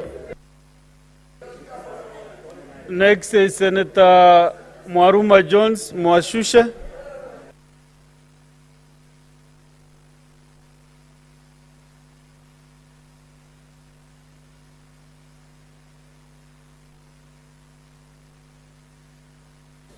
Asante Mheshimiwa Spika kwa kunipa hii fursa ili kuunga mkono huu mswada, na naunga mkono Mheshimiwa Spika majina yote ambayo yako katika hii orodha. Tukianza na Ali Roba, Veronica Maina, Wakili Sigei, maseneta wote Mwenye Haji Faki, Shakila Abdalla, Kristo Lasige na kadhalika. Mheshimiwa Spika, na nashukuru kwa uamuzi ya kwamba maseneta wote wanaweza kuwa katika hii kamati na ni vyema kufanya kazi kwa zamu. Mheshimiwa Spika, nafurahia kwa sababu wale walifanya kazi nzuri, na hawa ambao wameweka saizi, Mheshimiwa Spika, pia wataweza kufanya kazi nzuri. Mheshimiwa Spika, niseme kwamba katika kazi zilizo mbele yetu kulikuwa na miswada, kulikuwa na maswali, kulikuwa na kazi nyingi ambayo Mheshimiwa Spika haikuenda. Mheshimiwa Spika, nilinde kutoka kwa kelele nyingi Mheshimiwa Spika upande huu ambayo inanikanganya kidogo Mheshimiwa Spika. Wale maseneta walio mkono wa kulia kwangu kidogo wanajadiliana kwa nguvu Mheshimiwa Spika. Ningependa kusema Mheshimiwa Spika kwamba ile kazi ilibakia katika bunge yetu ni kazi nyingi sana. Nikiangalia zile petitions, motions na statements ambazo zilikuwa katika kabla tujaenda likizo Mheshimiwa Spika, zilikuwa nyingi sana, na zingine za Taita Taveta, za mambo ambayo yanahusiana na mashamba, mambo ambayo yanahusiana na wanyamapori, mambo ambayo yanahusiana na ukosefu wa maji. Na Mheshimiwa Spika, kuna mswada miwili ambayo imetajwa muhimu sana na Senator Professor Kamar ya kuhusiana na mambo ya elimu na mwelekeo wa control of budget, ya kwamba hakuna county inaruhusiwa kupeana basari. Na pia kulikuwa na mswada ambao ni wa Senator Karungo Watangwa kuhusu kufanya elimu iwe bure. Mheshimiwa Spika, hiyo ni mswada ya maana sana na ya umuhimu sana ambayo inahitaji Seneti itoe mwelekeo. Mheshimiwa Spika, kila wakati kunapotokea matatizo katika nchi, Seneti imeitwa na kufanya uamuzi na kupea mwelekeo nchi yetu. Nakumbuka Mheshimiwa Spika, wakati wa COVID-19 kulikuwa na mswada ambao uliletwa bunge na senator ambaye sasa ni governor Sakaja wa mambo ya COVID, na mwelekeo ulipatikana na mwafaka ulipatikana Kenya, na zile sera nyingi za kupigana na COVID zilitokana na huo mswada. Mheshimiwa Spika, wakati majenzi wamevamia Kenya, pia nakumbuka kuna mswada uliletwa hapa katika hii Senate na tulijadili na tukapeana Kenya mwafaka na mwelekeo. Na sera nyingi ambazo zilitungwa kupigana na hayo zilitokana na ile bunge. Mheshimiwa Spika, sasa hizi ninapoongea, watoto wengi wako nje ya shule, watoto wengi hawaendi shuleni kwa sababu county governments hazipeani bursaries ama ile pesa inayopewa watoto ili waende shuleni.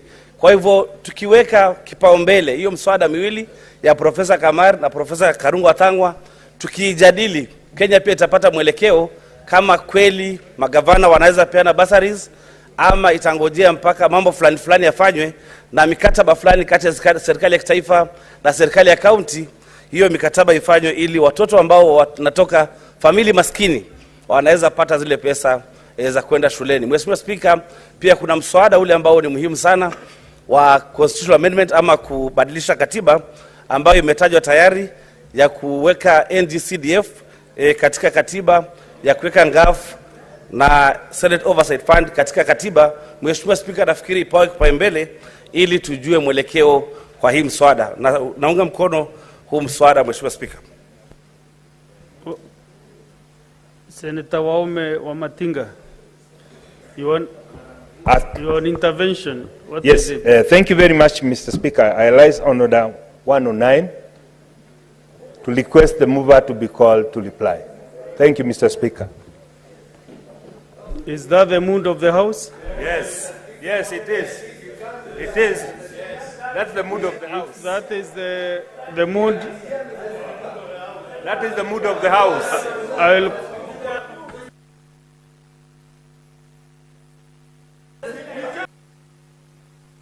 so but Senator Chaligei, my friend, sit down. Have your seat. Have your seat.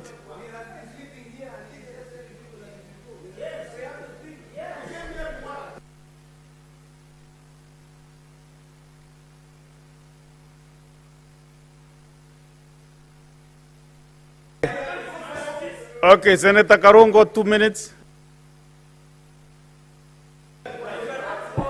Thank you, Mr. Speaker. I believe we are supposed to be here up to 6:30, and if everybody was given an opportunity to speak, we should be given equal time, Mr. Speaker, to speak.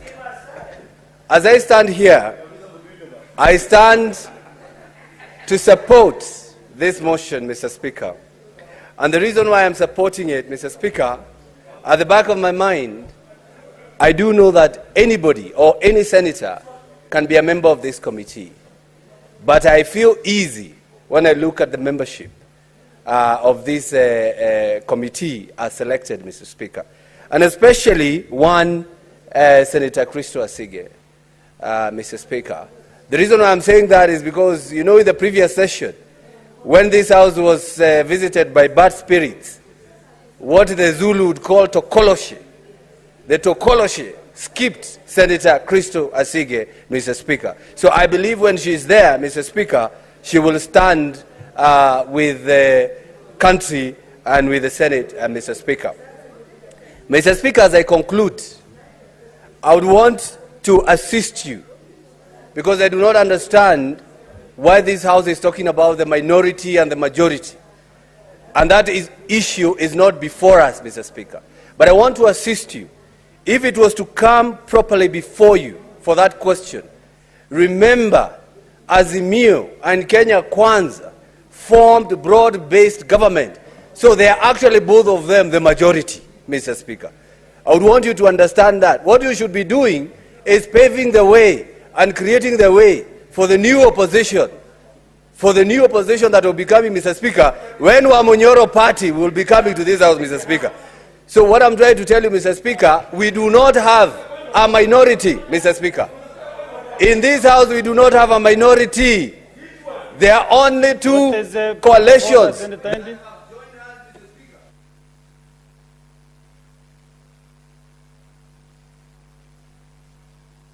Senator Eddy, as you raise your point of honor, because he has finished, also get your few minutes to contribute to the motion.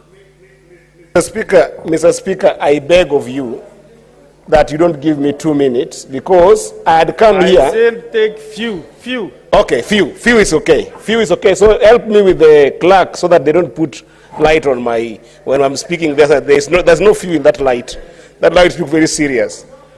Mr. Speaker, because he has finished to speak, I am an orderly person. I'm not going to speak on a point of order when I said I sat down. But Mr. Speaker, we are degenerating as a house where people are taking this house for granted. Mr. Speaker, you know very well that there's nothing like Wamunyoro party in this house, or even in this parliament.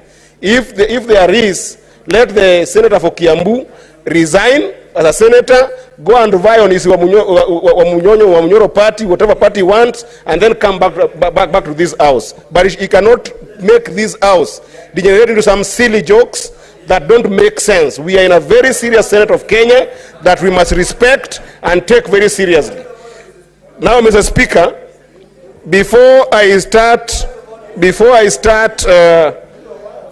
Mr. Speaker, can you protect me? Can you allow the senator for Kiambu to go to a funeral in Kiambu and shout there, not when I'm speaking here? Andy, just... Mr. Speaker, can I continue and be listened to in silence? Please continue. Continue as I listen to what you're saying. Thank you, Mr. Speaker. Mr. Speaker, let me cool down first. Let me first of all take my time, Mr. Speaker, that we cannot start speaking today without recognizing, Mr. Speaker, that our colleagues, two of them, one, our own leader, Amason Jeffa Kingi, the Honorary Speaker of this House, is mourning the death of his father. And number two, yesterday, the former commissioner and the Senator of Laikipia, Honorable John Kinyua, just buried the father, Mr. Speaker. I feel very sad because losing a parent pains more than any toothache you've ever felt. And therefore, Mr. Speaker, I wasn't expecting point of order when I'm mourning with my brothers who are leaders of this House. I think that is very uncourteous. So, Mr. Speaker, I want to urge this House to really stand with these two gentlemen, even as they mourn, because they are part of our House, and I didn't want to overlook that. Secondly, Mr. Speaker... Senator Mandago, what is your point of order? Really? Thank you very much, Honorable Speaker. I think the Senator for Migori, ever since he went for a long recess, has forgotten the standing orders of this House. I rise on standing order number 111, Mr. Speaker. And Mr. Speaker, this is on the issue of limitation of the debate. Mr. Speaker, you cannot allow other senators to speak for 15 minutes and ask other senators to speak for 2 minutes. And I want to quote standing order number 111, Honorable Speaker, Part 2. A motion for limitation of debate under this standing order may be made without notice. A motion under paragraph 2 shall not be made in the course of the debate, which refers unless it is moved after the adjournment of the debate, and therefore the debate is resumed. Honorable Speaker, I want to speak for 15 minutes. Senator Madago, I thought it is Senator Henry who is out of order. Procedural. Proceed, Senator Henry. It was procedural. Nyinyi mmeongea dakika 10. Nyinyi na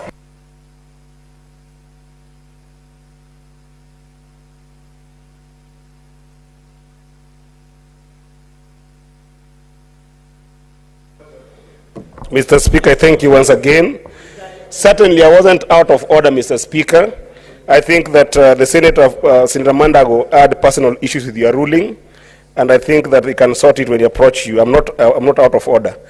Mr. Speaker, I wanted to say thank you to the team that constituted the previous House Business Committee.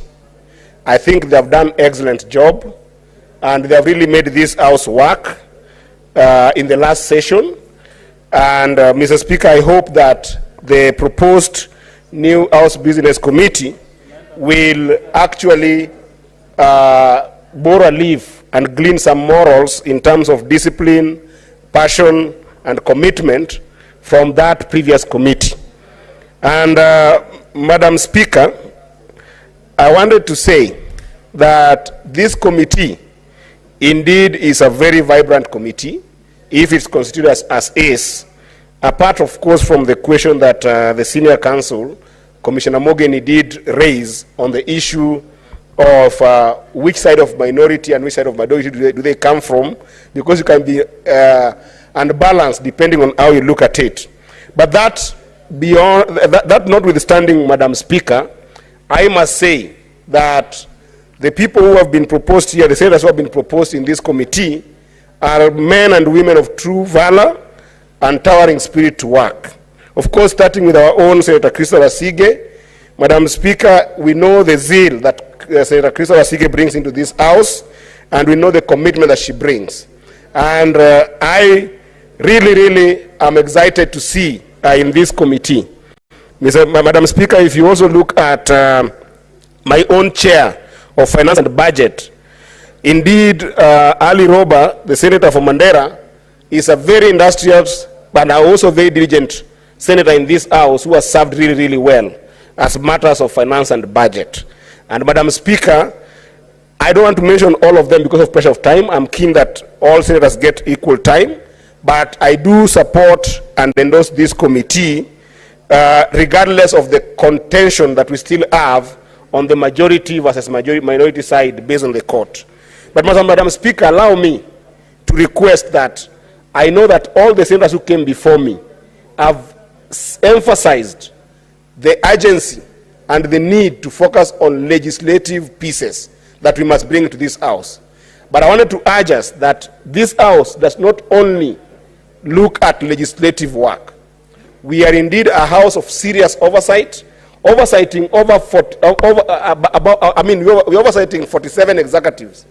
And unlike the National Assembly, that critically speaking, oversights one executive in this country, Madam Speaker. And I wanted to urge the committee that apart from prioritizing the bills that have been mentioned here, and I hope that even my bill for creative economy that will be able to support a number of young people in this country and open up government support and resources to creatives in this country, that Senator Christopher Sige has also worked on when we were with her in the Committee of Trade, where I had put this to make a case for business viability and commercial viability for creatives. Apart from those bills, Madam Speaker, I want to really urge this House that the role of oversight is a critical one.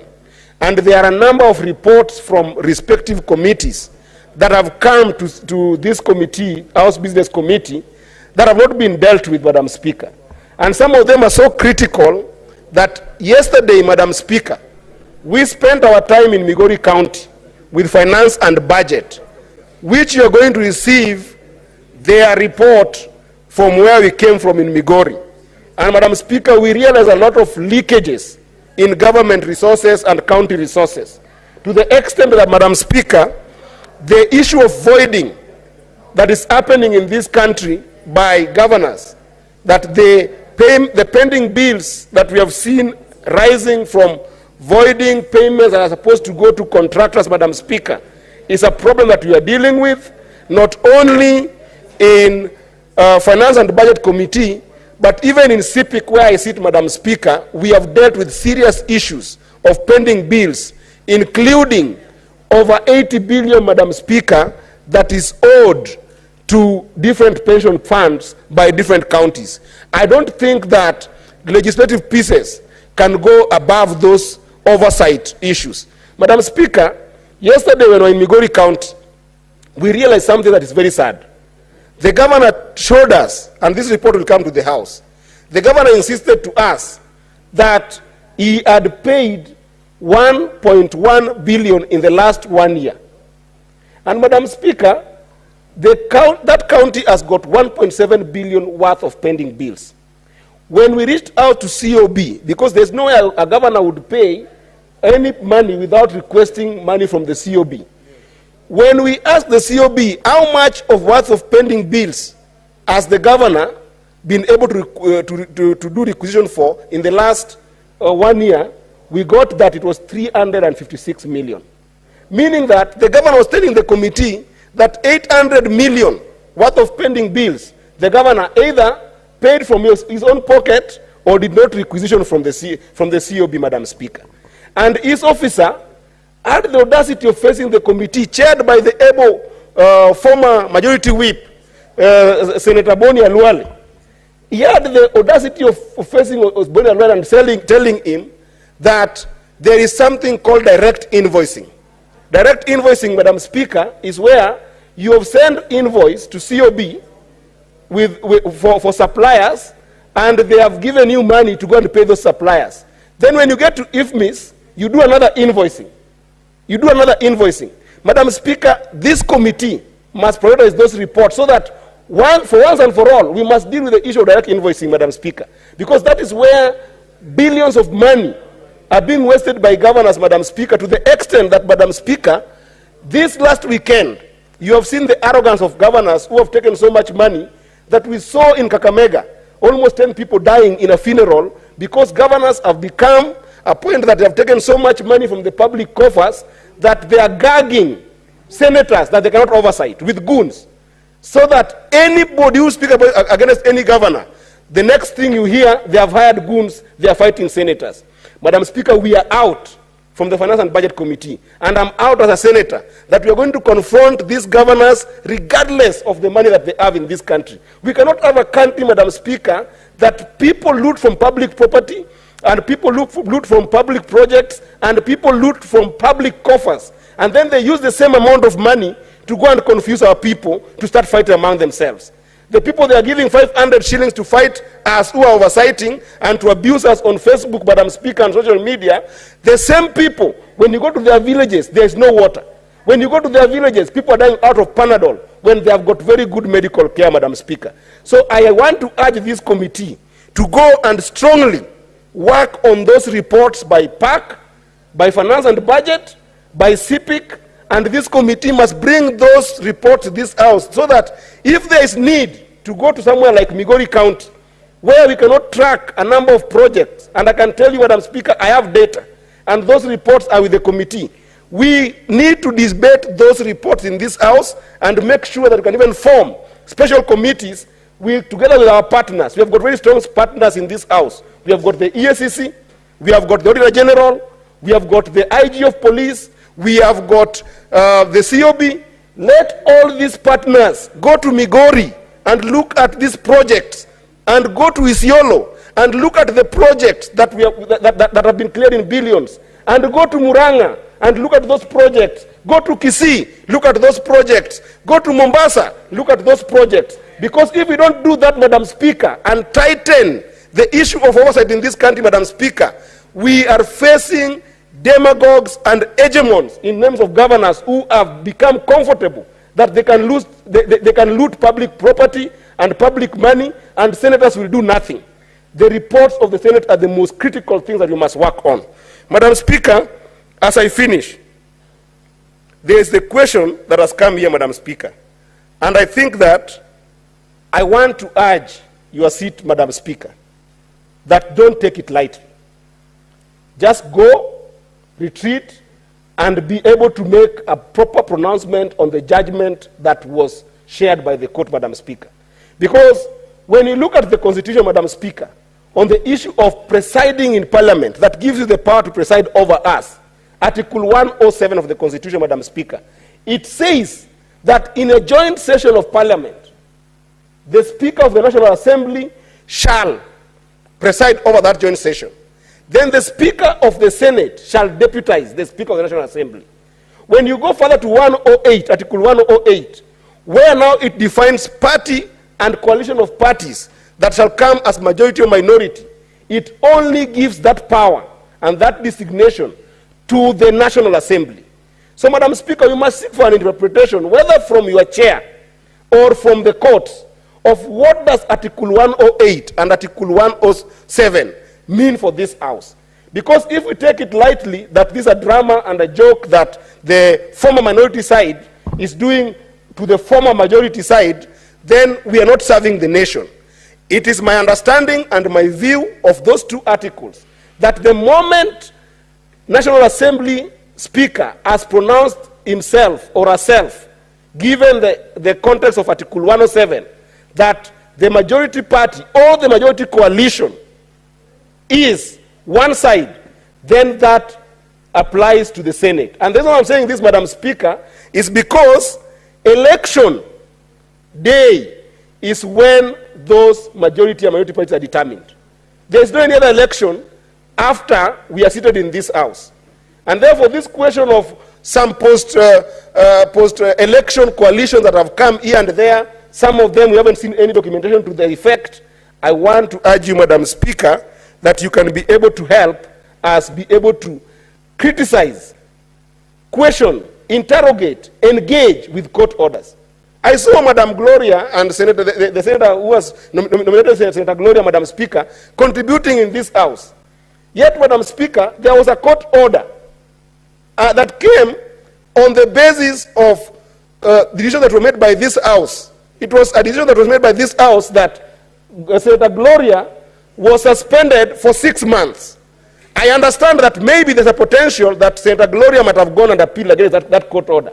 But it needs to be communicated to the House, Madam Speaker. If it's not communicated, then she's a stranger in the House, Madam Speaker. When the Speaker sits and then ignores those court orders, ignores a stranger being in the House without communicating to us, how are we running the House? These are the issues that I hope that the House Business Committee will look at and let us engage with these court matters, and not only engage with them on time so that we can be able to interpret and engage with these court orders. Otherwise, Madam Speaker, I'm looking forward to a very vibrant session this session, and I hope that we'll make our country better by working together, agreeing to disagree for the purpose of moving Kenya forward. I thank you, Madam Speaker. Are you supporting the motion, or I didn't? I said I support the motion. Okay, thank you. Thank you.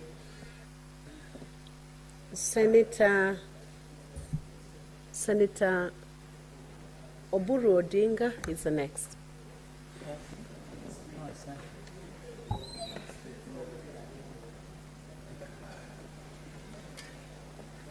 These are the names, eh? You can read them. She has given me. Oh, she's given me. Asante. Thank you, Madam Speaker, for the opportunity. Madam Speaker, first and foremost, I stand to support this motion. The reason I support this motion, Madam Speaker, is because of the integrity of the membership.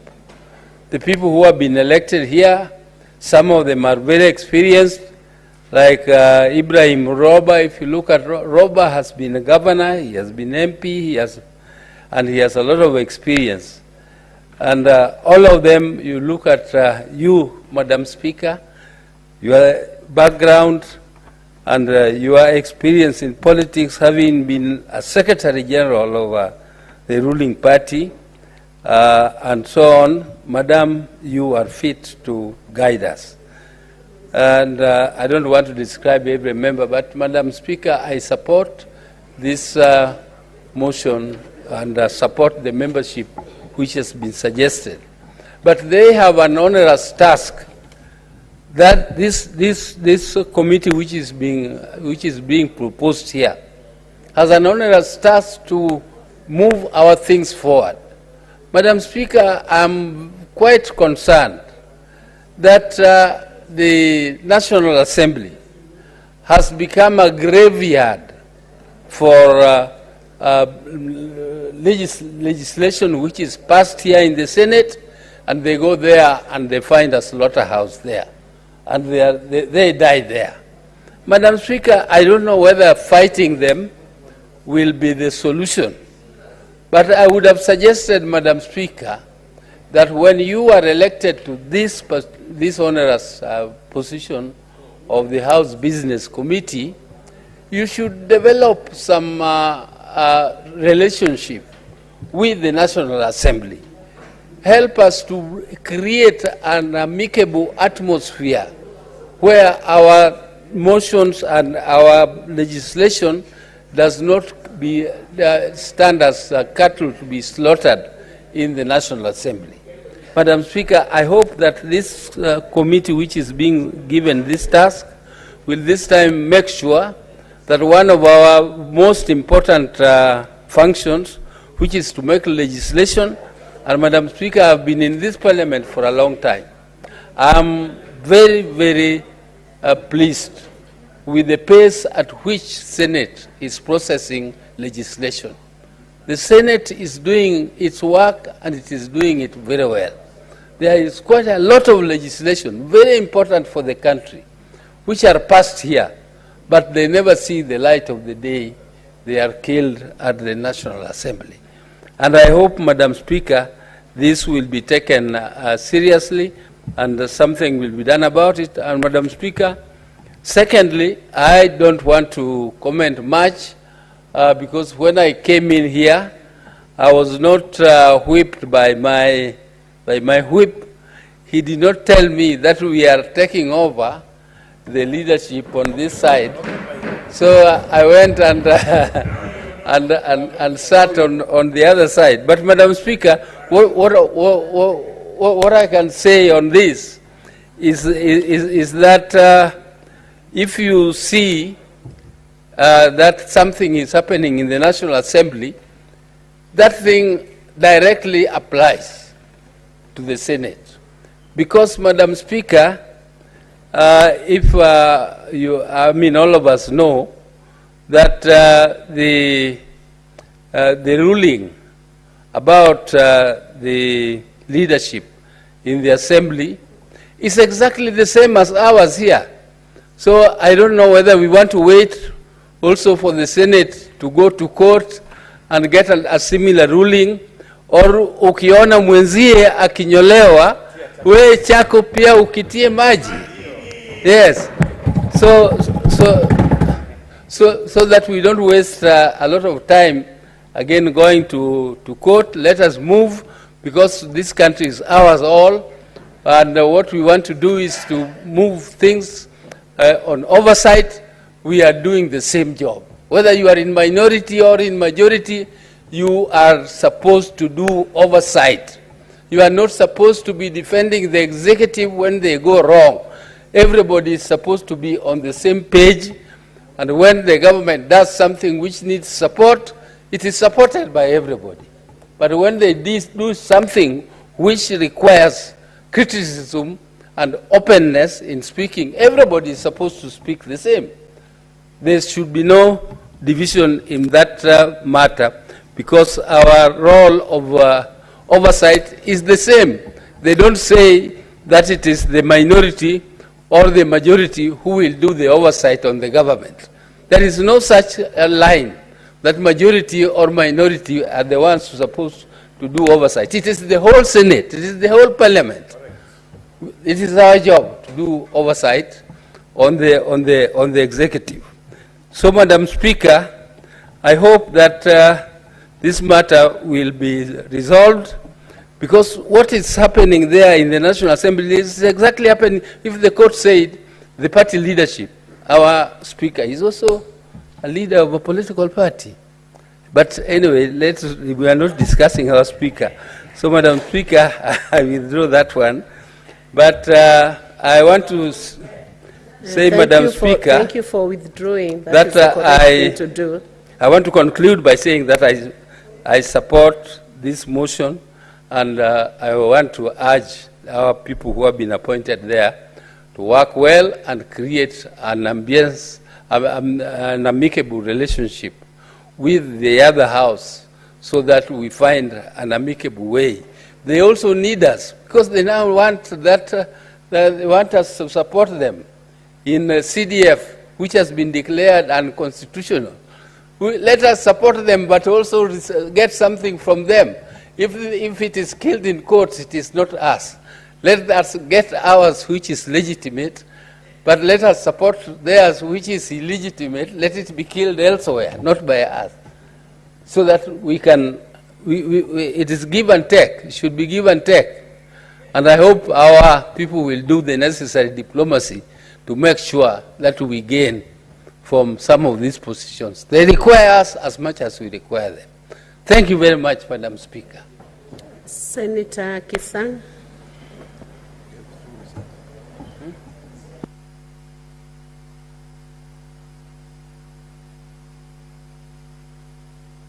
Secretariat, clerk, please help the senator with the mic. Put his mic on, please. You can move to the dispatch. Good. Thank you, Madam Speaker. Madam Speaker, I stand to support the members who have been selected to serve in this particular very important committee. That's why you've seen today, Madam Speaker, we don't have anything else to do until this particular committee is approved, so that they can sit down and prepare work for us to do in the next few days.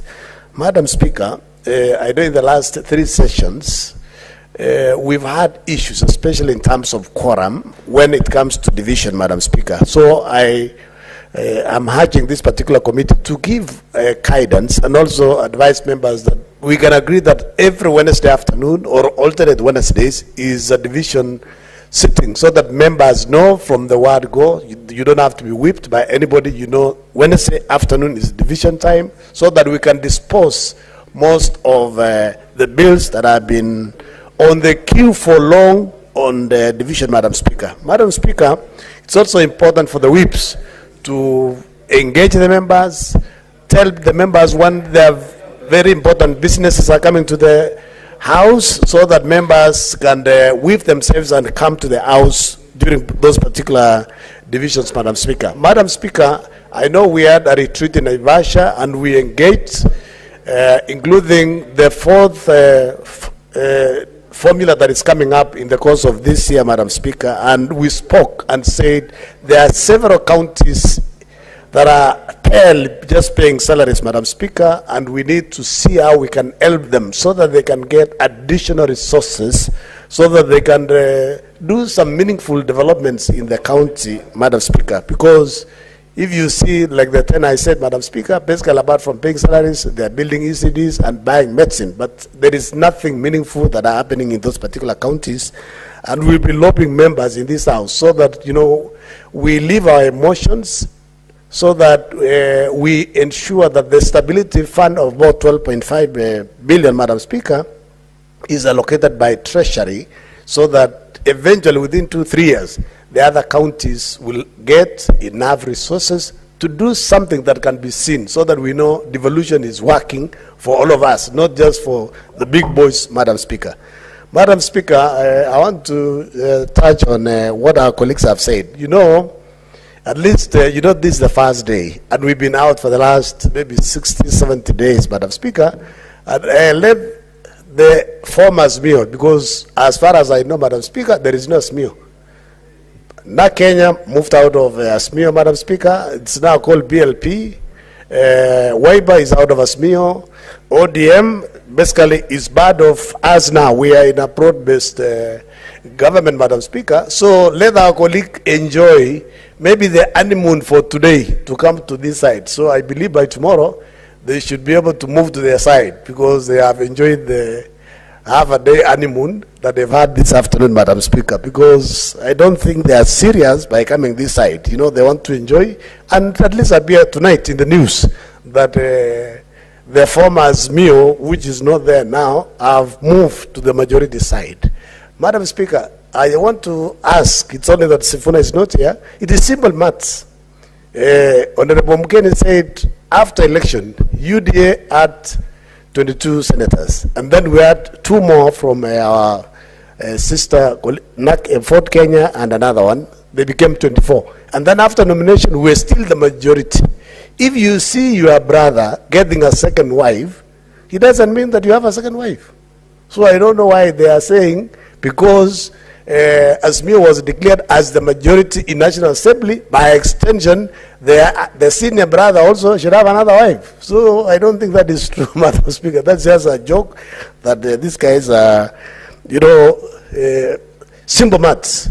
1 + 1 is 2. It's not 3, Madam Speaker. So they need to know that. Finally, Madam Speaker, we want to urge this particular committee, and especially the majority leader, Senator Aaron Cheriot, and Minority Leader Matzayo, to work very closely with the leadership of National Assembly, so that they can help to give priority businesses that come from Senate in National Assembly, Madam Speaker. Because the reason why we also give priority to business from National Assembly, it's because most of the time the money bills originate from National Assembly. When they come to Senate, we give priority, and most of them also are government businesses that may be setting up institutions. So that's why we give priority. But it is important that we implore upon them to give priority so that we work closely. And finally, Madam Speaker, is because of the constitutional amendment that is in the hoping, Madam Speaker, so that we entrench national government development, CDF, and Oversight Fund and Gov Fund, Madam Speaker, is very important. I was an MP for Marakwet West for 10 years, and I want to tell you, Madam Speaker, CDF works, CDF helps. There are many people who have gone to school, they have cleared the university, and they're in employment because of bursary from CDF, Madam Speaker. And most classrooms, even school buses, have been bought and built using CDF, and our people have stopped Arambes, fundraisers for our schools because of CDF. So that particular fund, Honorable Speaker, is very important. And now the Senate Oversight Fund is very important, Madam Speaker, to help us to move around our counties and check that the governors are implementing projects, and the projects, our people are getting value for money from those particular projects, Madam Speaker. And I want to give notice, my county, that in the course of this month of February and March, I'll be going around to check what they've done and to ensure that the people of Elgeyo-Marakwet County get value for money from the resources that we send from this house, Madam Speaker. Thank you. I support. Thank you, Honorable Senator. Honorable Senators, as I proceed to give to the next Senator, I want to request, due to the time constraints and the House being queried, I want to request the Senators, though I won't limit your time, you limit yourself so that we can accommodate as many who are remaining. There are not too many remaining, so please take that precaution on how you use your time. Senator Onyonka.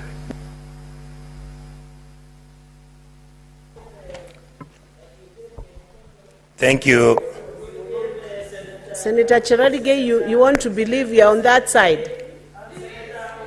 Thank you. Honorable Senator Cherargei. No. I'm just informing you. Senator I'm informing you that when you are in the minority, Senator, that's how it happens. Order, Senator Cheradige.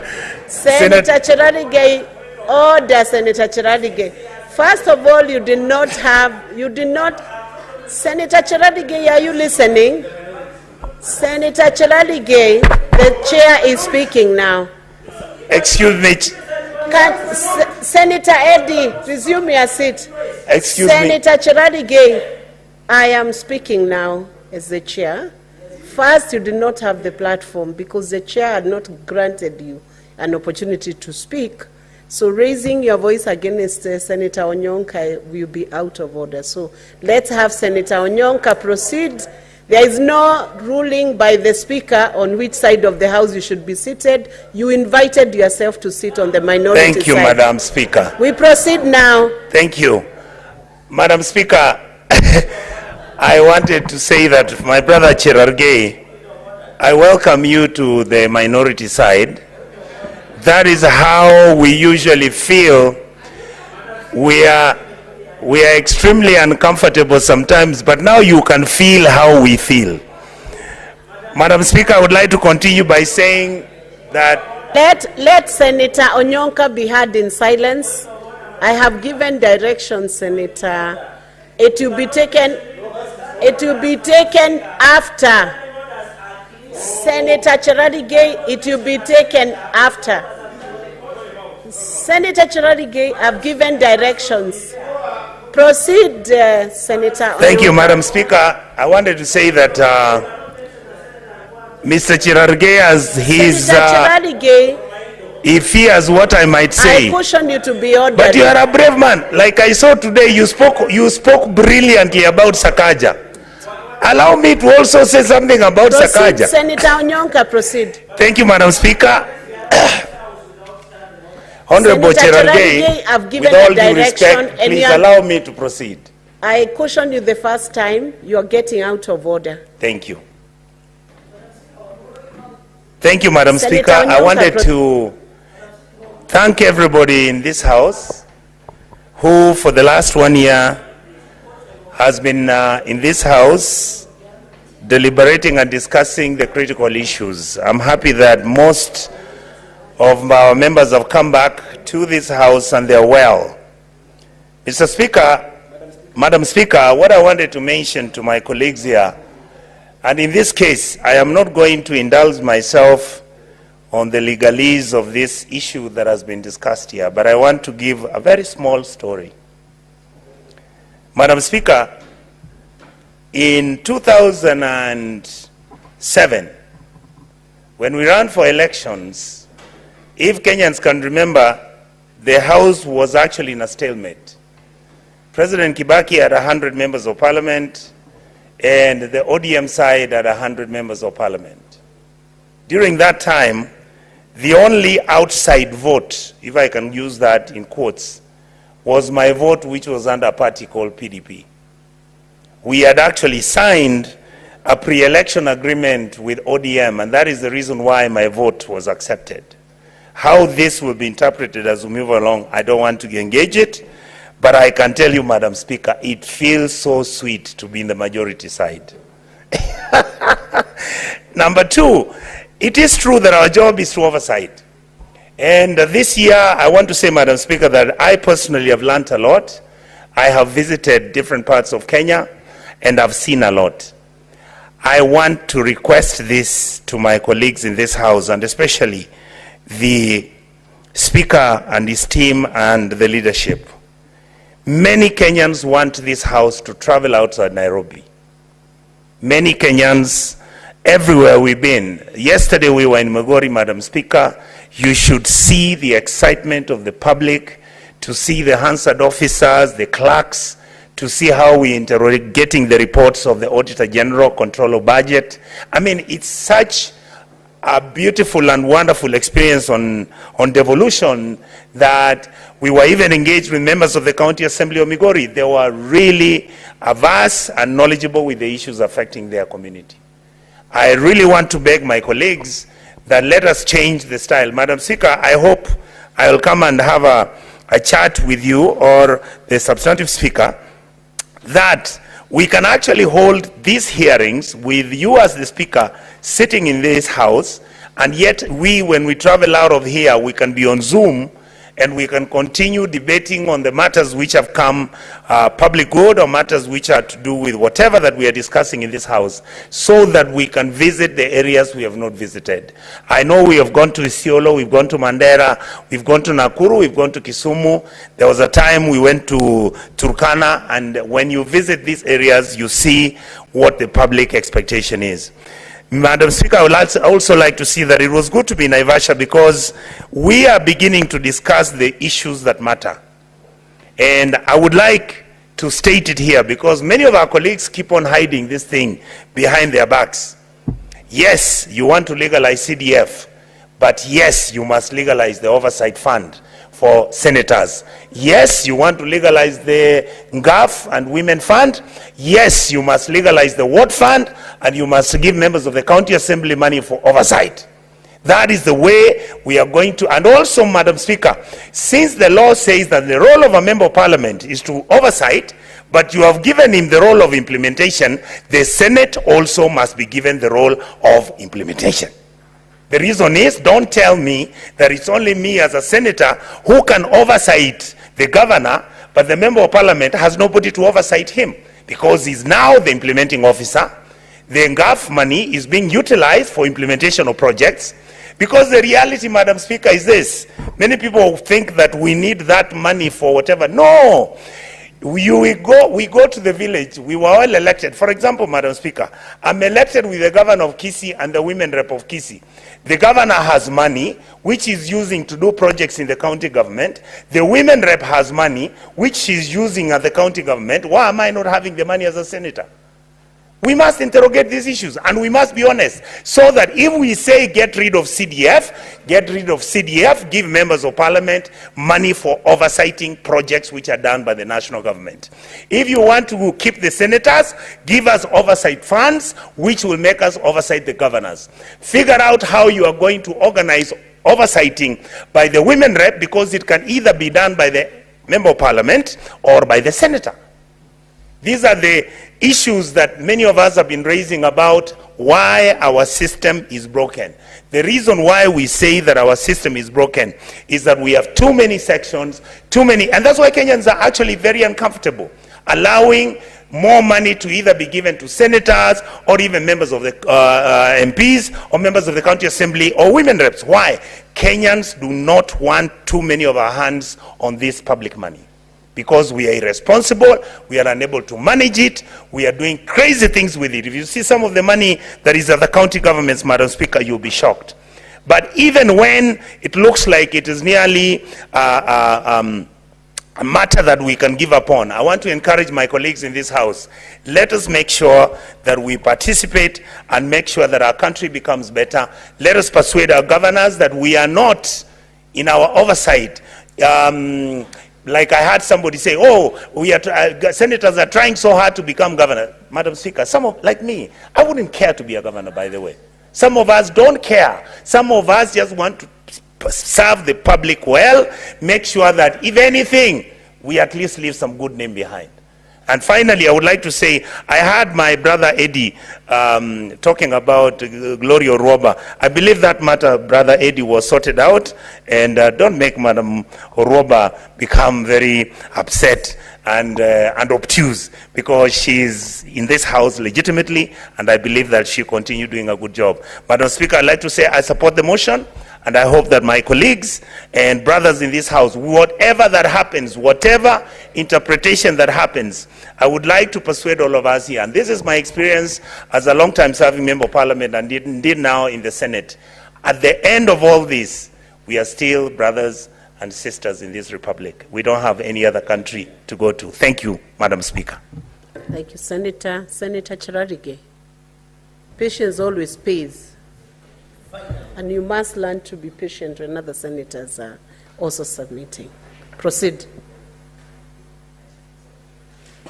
Madam Speaker, as the senator of this house, I also have a role to guide the house sometimes when there's some lapses as per the standing order and the constitution.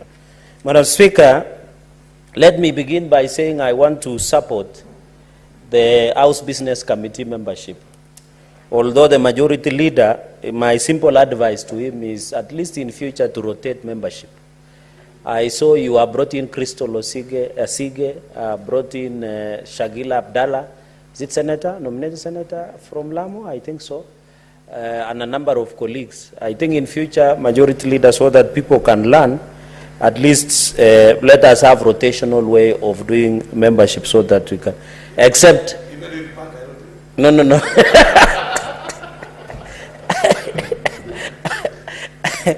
Madam Speaker, you need to protect me from the majority leader. I was protecting him a few minutes ago.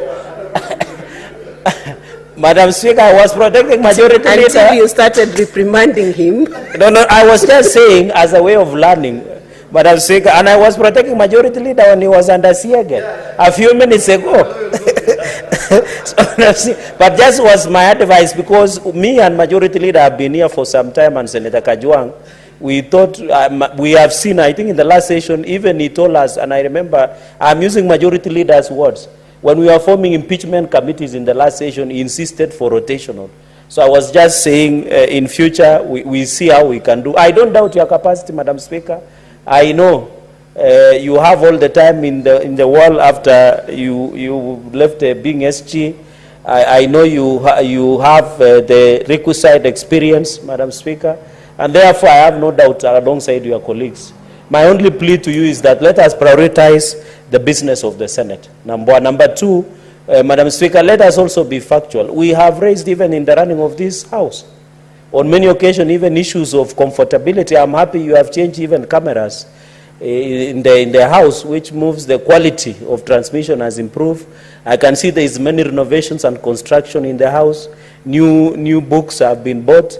I know the Commission might want to spend money before the close of financial year, but let us prioritize what is. But I wish these renovations that are doing around Parliament, including funny booths, we should have diverted that money for us to do county visits and do oversight. I saw majority leader alone trying to oversight Kericho County Referral Hospital. I wish it was the Senate Committee of Health, alongside him, Senator Mandago and the team, and Senator Cheruya, the area senator, oversighting. We should divert the money, even this Senate Mashinani, Senate Majority Leader. We can decide that in a quarterly session, we divide Senate into like 10, then visit at least every county using the resources, Madam Speaker, so that we have more impact, so that people see that we are following. Because the question, Madam Speaker, I was in Meru, I was in Mandera, I was in Nandi, I was in Muranga, and the question people asking us, yes, you send money to Mashinani, but why don't you follow up and see if it is working? And I think that's the question all of us, the senators here, are. Even the senator of Wajir, the members would really want it, the public that are there, even Senator Kisumu, my neighbor. Madam Speaker, I think we need to be creative and innovative. Let us do away with Senate Mashinan. Let us break away in 10 groups. Allow this weekend, 2 committees can go to some regions so that we can divide. And I hope the majority leader will take it up with the House leadership and the House Business Committee, Senate. But all in belief, now the final one, Madam Speaker, I want to appeal to the Senate Business Committee, so that I only have 2 issues, is I want to appeal to the Senate Business Committee to also be alive to what is happening. You know, if we have a problem in the country, the way we had State of the Nation, as the Senate Business Committee where you sit, be alive. If a matter happens in the morning and you are sitting in the midday and the member wants to bring it out in the afternoon, Madam Speaker, our standing orders have gathered for it. We don't need to be morticians. Sometimes we need to be proactive, Madam Speaker. We take action even before we don't need, and I think the Senate Business Committee has risen up to the occasion on several occasions. On our bills, motions, statements, Madam Speaker, I don't know what we will do. My only appeal, I don't know how we'll improve processing of statements, motions, petitions. And it has become a problem. Even the Public Investment Committee and County Public Accounts, we have so many reports. Members always come to our committees and ask us, what are you doing about particular recommendations that you made? I want to appeal that, Madam Speaker, we need to sit as a house and see how we can process statements, petitions and motions and become creative. I'm happy, Madam Speaker, and I want through Senate Business Committee and House leadership to appeal to the chairs of the committees and committees. Please don't discuss a member's motion, statement or bill without their involvement. It is collegiality that you are reading today, Madam Speaker. Why would you discuss my motion and bill like my bill? I received the feedback from your committee in social media when I was taking chai and mandazi, Madam Speaker, and Madondo somewhere in Kilimani, Madam Speaker. So please, it is important for collegiality and respect. Let us engage the members who brought that matter before the House. Finally, Madam Speaker, on the issue that is live, Madam Speaker, I want to appeal. You know, Madam Speaker, I saw our friends who are doing content creators. I know they came with all this drama and machismo for content creation for TikTok and to trend in Twitter and Facebook. Madam Speaker, if you read, you know, Madam Speaker, you know, the people are saying we are senior lawyers, they are senior, but also fools get old. Madam Speaker, the reading of the ruling of the court, because I've read, is directed to National Assembly. To infringe that the Senate is involved is a wrong premise. Because the Constitution divided the roles of the houses, National Assembly and the Senate, Madam Speaker. Even when you read the ruling, it says the National, and involves the Speaker of the National Assembly, Senator Speaker Moses Wetangula. If it is a party leader and is the Speaker, it is the business of the National Assembly. We don't have. And the courts did not say we can invite ourselves to the table on determining the court order. Madam Speaker, let us be honest when we engage in terms of reading the law. When you look under Article 262, the Constitution envisages a purposeful interpretation of the law involving court orders, Madam Speaker. So these things that our brothers from the minority side are busy sitting on the seats, the goodness with the Senate is there is free sitting. It will not just make news today. Content creation, I've seen some of them I've already posted, Madam Speaker. Somebody who just walked out, I saw Shaweka, TikTok and other places. The point I'm trying to make, let us be honest with us. In fact, as we talk, and Majority Leader will support me on this, UDM did a post-coalition agreement as per Political Parties Act. Under Political Parties and Election Act, the law of Kenya allows for both pre- and post-coalition agreements. UDA signed with UDM. In fact, Azimio is no longer there. DAP walked away with only one MP, some content creator called Kasalasia. There is some funny governor who is busy insulting anybody and everybody that moves, just like our Chinese eat everything that moves. Madam Speaker, when you talk about NAC doesn't even have a single MCA. Does he have Nyumba Kumi? Something like that. So they have walked out of Azimio. Who else has remained in Azimio? Wiper, that the deputy minority, in fact, he should be removed from his seat. Because Wiper is no longer part of Azimio, Madam Speaker. So we must be honest. If we want to interpret this constitution, we must interpret this constitution for the betterment of this country. Let us not interpret constitution for us to become politically convenient or relevant or to be celebrated, Madam Speaker. Let us allow the constitution to speak and be heard. That court order that was directed, and Madam Speaker, one funny thing these people are not telling you, the colleague senator, sorry, they are not telling you that the courts did not determine who is the minority and majority. As things stands now, the minority, which is ODM and others, they are the minority. Because Azimio has disintegrated. In fact, the UDA is becoming majority and majority and majority. because of the broad-based engagement with other political actors, Madam Speaker. So I want to appeal, Madam Speaker, since the court order did not direct, the senator cannot be there. The Senate, as the former chairman of JLAC Emeritus, Madam Speaker, there is no court order against the minority or majority side on the Senate, number one. Number two, even if today the court order that came out has been overturned by reference, I want to challenge Justice Martha Koome and the judiciary to also be proactive. They don't need to be morticians. They decide something that is long dead and gone. The DNA cannot be found and determined, Madam Speaker. So I want to ask our members in the National Assembly and the Senate, we are properly constituted and we are the majority side, Madam Speaker. Let us allow this week. You remember, Madam Speaker, in conclusion, when we were electing the Speaker, the minority side walked out. We did elect the Speaker. What happened? They came back. So let's allow them, majority leader, 1 or 2 weeks. Let's allow them to sit on seats, do content creation, post. When the heat is down, when the chips are down, they'll come back to their senses and ensure, Madam Speaker. So I want to appeal to the nation, there is nothing to worry. From us legal scholars, that court order is only good for academic discourse, for morning television interviews and evening, among others, Madam Speaker. Madam Speaker, finally is to appeal to the House. I don't know, my chair of CPAC and the Senate Minority Leader is here. Please, as per the ruling of the court, that most of the county public accounts reports and CPIC should be considered by March. I want to appeal that we need to move faster so that we can ensure we don't offend the timeline that has been set by the law. Madam Speaker, with those very many remarks, allow me to leave it there and to thank you and to say that I support the formation of Senate Business Committee so that from tomorrow we can have a business. And it's good to see Senator Mandago. Congratulations. You are now a serious man in our community. You can sit when a girl is being betrothed because at least your son went through rite of passage. I know people like Aaron still have a long way to go. Our condolences to the Speaker, Madam Speaker. Also condolences to Senator Kinyua for losing his beloved dad. We pray and stand with. Some of us could not come, Madam Speaker, because of what you saw. If you saw people are saying people are working without underwear, we could not sit in such a forum, Madam Speaker. So when funerals are funerals, let's allow them to be. When politics, let's go to rallies. Madam Speaker, with those many remarks, I support. Thank you, Senator Kajwang.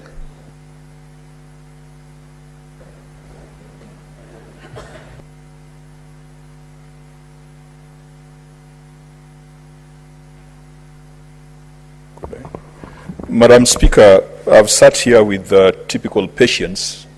I've been in this House for 10 years, and today I'm the last to speak, even though I was in the House at 2:30. I think even speakers need to put in some algorithm, because those of us who've been around sometimes can benefit the House out of our experience. And Madam Speaker, I didn't sit here to score political points or to speak politics. I took time to encourage the SBC and the motion of which I support and the members that have been proposed, just to encourage them. We were in Naivasha just last week to reflect on the performance of the Senate and its midterm assessment. The time from election to today is equal to the time from today to the next election. And we must ask ourselves whether we have achieved anything significant. We have only 1 year. And as you can see, Madam Speaker, the political drums have started sounding, and it might be very difficult for us to achieve much in the remaining period. But I took my time to put it on record that when we were in Naivasha, and unfortunately by the time we were making the resolutions, perhaps if someone had called for the quorum bell, that meeting would have been dissolved, because there were very few of us. I want it to be on record, and I want to put it to the public, that there are 3 very significant issues that the Senate discussed, which were supposed to be brought to the SBC for fast tracking. With regards to the formula for allocation of revenue, we resolved that the Senate will not look at a situation where any county gets less than what it has been getting. Madam Speaker, when it came to reporting of what we did in Naivasha, perhaps issues that happened during the cocktail were more evident and more prominent than issues that happened during the working meetings. We must give that assurance, and there was a proposal that the SBC should process and find a bipartisan team away from the Finance and Budget Committee to process the proposals from the Commission on Revenue Allocation. The second thing we resolved, which SBC should consider, and we agreed that a motion was to come to this House, was giving effect to Article 249(3), which requires Parliament collectively, being the Senate at the National Assembly, to be involved in provision of adequate budgets to independent offices and constitutional commissions. Madam Speaker, that matter does not need a constitutional amendment. It does not need an advisory opinion. It does not need interpretation by the courts of law. What we need to do, because the National Treasury and the entities that bring budgets to Parliament have chosen to take them to the National Assembly, is for us to resolve and for us to generate a certificate under the hand of the clerk of the Senate to the National Treasury and to the Executive, so that we compel them to bring the budgets of constitutional commissions to the Senate as required under Article 249(3). And I hope that this initiative is not going to die in the hands of this SBC. Madam Speaker, ordinarily, when you have a motion on constitution of a committee, the members who are supposed to be part of that committee ought to be in the House, so that they can take note of the mandate that the Senate is giving to them. And I do hope that they are following online, because otherwise it would be very untidy for us to say these things and to support the establishment of a committee when those members themselves are not here. Madam Speaker, allow me to wade into the issue of Article 108, and I wish Senator Sifuna was here.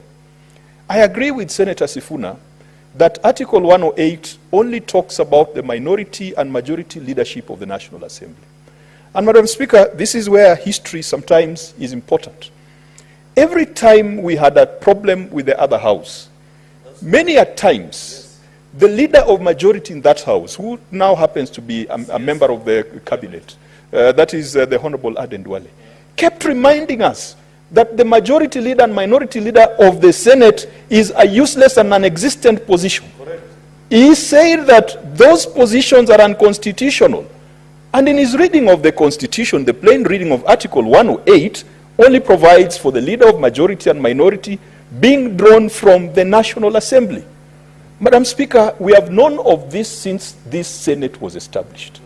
And that is why, in the year 2014-2015, this Senate, by resolution, agreed to look at the Constitution and address the gaps that made or that gave the Senate the short end of the stick. That committee was chaired by Kipchumba Murkomen, and I believe he was deputy leader, or he was leader of majority, if not deputy leader of majority. It was a bipartisan committee. It was vice-chaired by Senator Mutula Kilonzo. Madam Speaker, that is what this House should do. Not descend into drama that makes us appear as if we are a branch of the National Assembly. I will disagree with an interpretation that whatever decision is made at the National Assembly applies to the Senate. That will make us subordinate to the National Assembly. And that is a conversation we should have. What are the provisions in the Constitution that left gaps, that if interpreted on the face of it, puts the Senate at a disadvantage? The Honorable Adendwale went ahead and said that even the vehicles and privileges that the majority and minority leaders of the Senate are enjoying are unconstitutional. And he threatened that he was going to go to the Parliamentary Service Commission to have those benefits withdrawn. And Madam Speaker, you notice, even when you go for public functions, even presidential events, you will find that the leader of minority and majority in the National Assembly is given greater prominence than the leader of the Senate. In fact, I want to congratulate Aaron Cheriot that at least he has managed to make his presence felt. But otherwise, if you are dealing with people who are just reading the Constitution the way it is, the letter and not the spirit, even the leader of majority of the Senate or minority of the Senate would not be given space and would not be considered when it came to matters of protocol. If we believe in bicameralism, this House must stand and must protect and must defend its interest. I know that there are overriding political considerations. We come from political coalitions. But I will not be the one to dismantle the superior position of the Senate for political purposes and for political bonga points. If we want, as a Senate, to be in a position where we are taken seriously, let us do the things we said in Naivasha. And we mandated the Honorable Senator for Nyamira Senator Omogeni. He has a constitutional amendment proposal. We said that we are going to prioritize that constitutional amendment proposal. And I hope that he has addressed the issue of Article 108. Because Article 108, I do not think that it was deliberate on the part of the drafters of the Constitution to leave the Senate out when it came to definition of leadership of the houses. Madam Speaker, even if it were ruled that the party that is not in government is a majority, the heavens will not fall. In the United States of America, President Obama rarely had a majority. Madam Speaker, if you recall history, I think it is said he had a majority for about 79 days. When Senator Kennedy died, unfortunately, he lost that majority.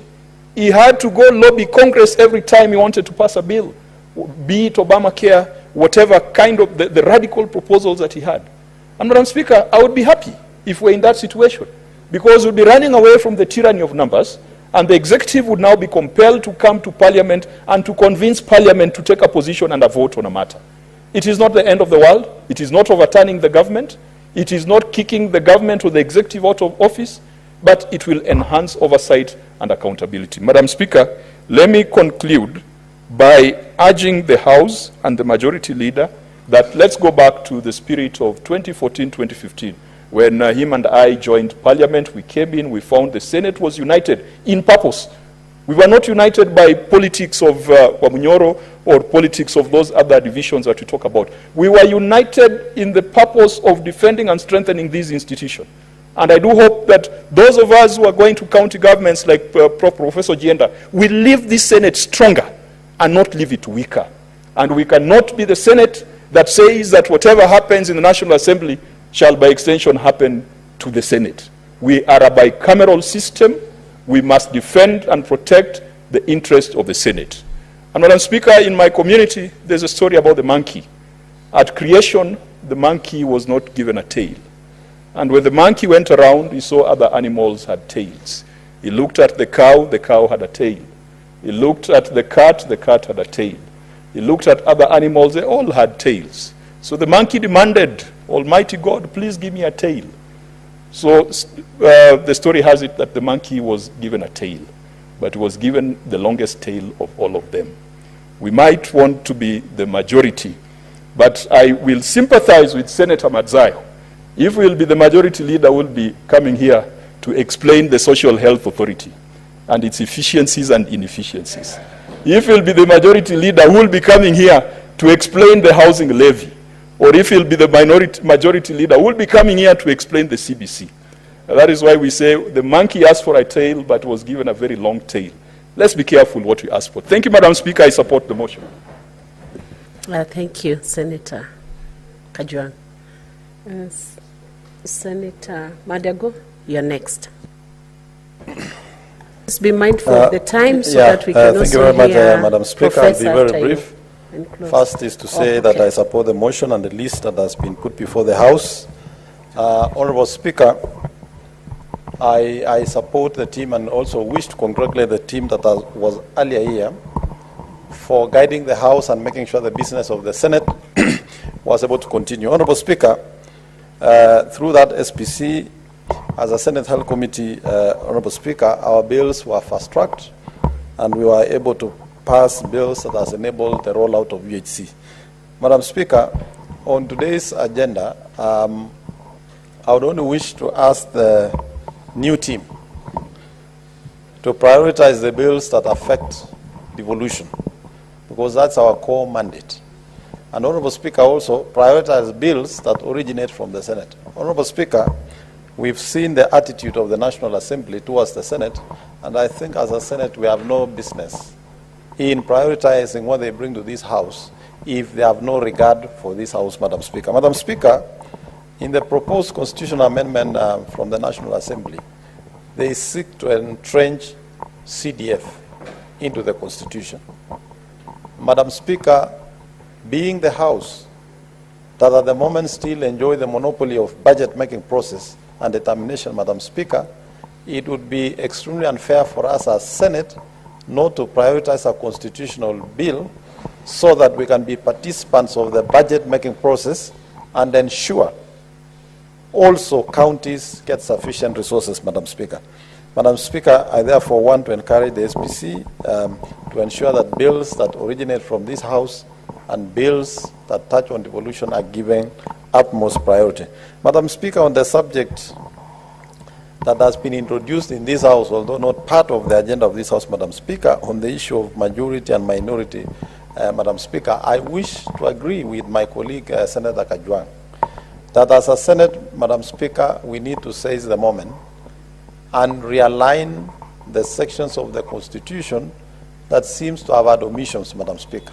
We all remember the Constitution-making process, Madam Speaker, that at the tail end of that process, the process was hijacked by a section of the population. And that is why today, Madam Speaker, without, I know you are an advocate of the High Court and of this Republic, LSK is all over in all the boards and all the places that were necessary to put themselves in the Constitution.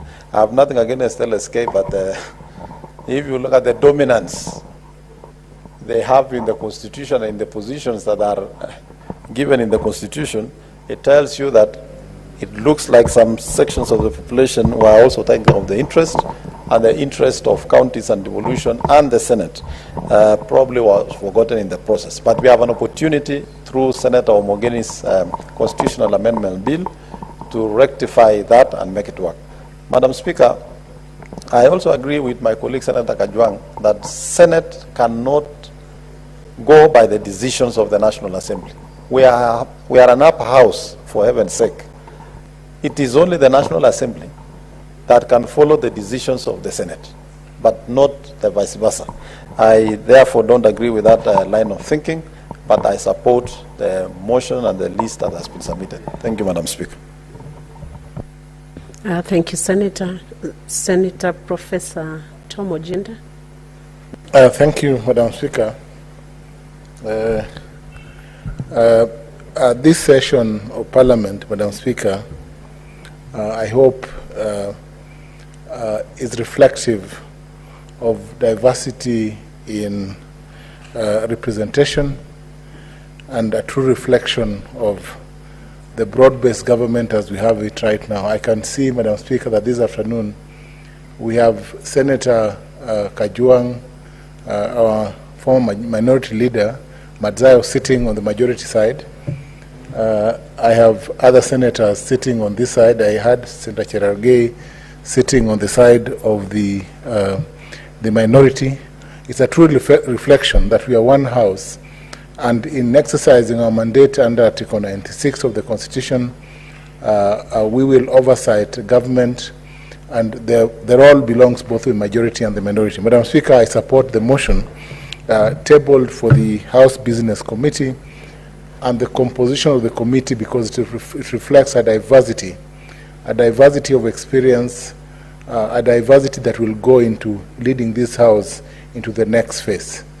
May I, Madam Speaker, take the opportunity to repeat the wise words that have been shared in this House by the Senator, former Senator Kajwang, on the need to prioritize the constitutional amendment, or the proposed amendment that addresses Article 109 of the Constitution, Article 111, 113, and that speaks to the role of Senate in legislation.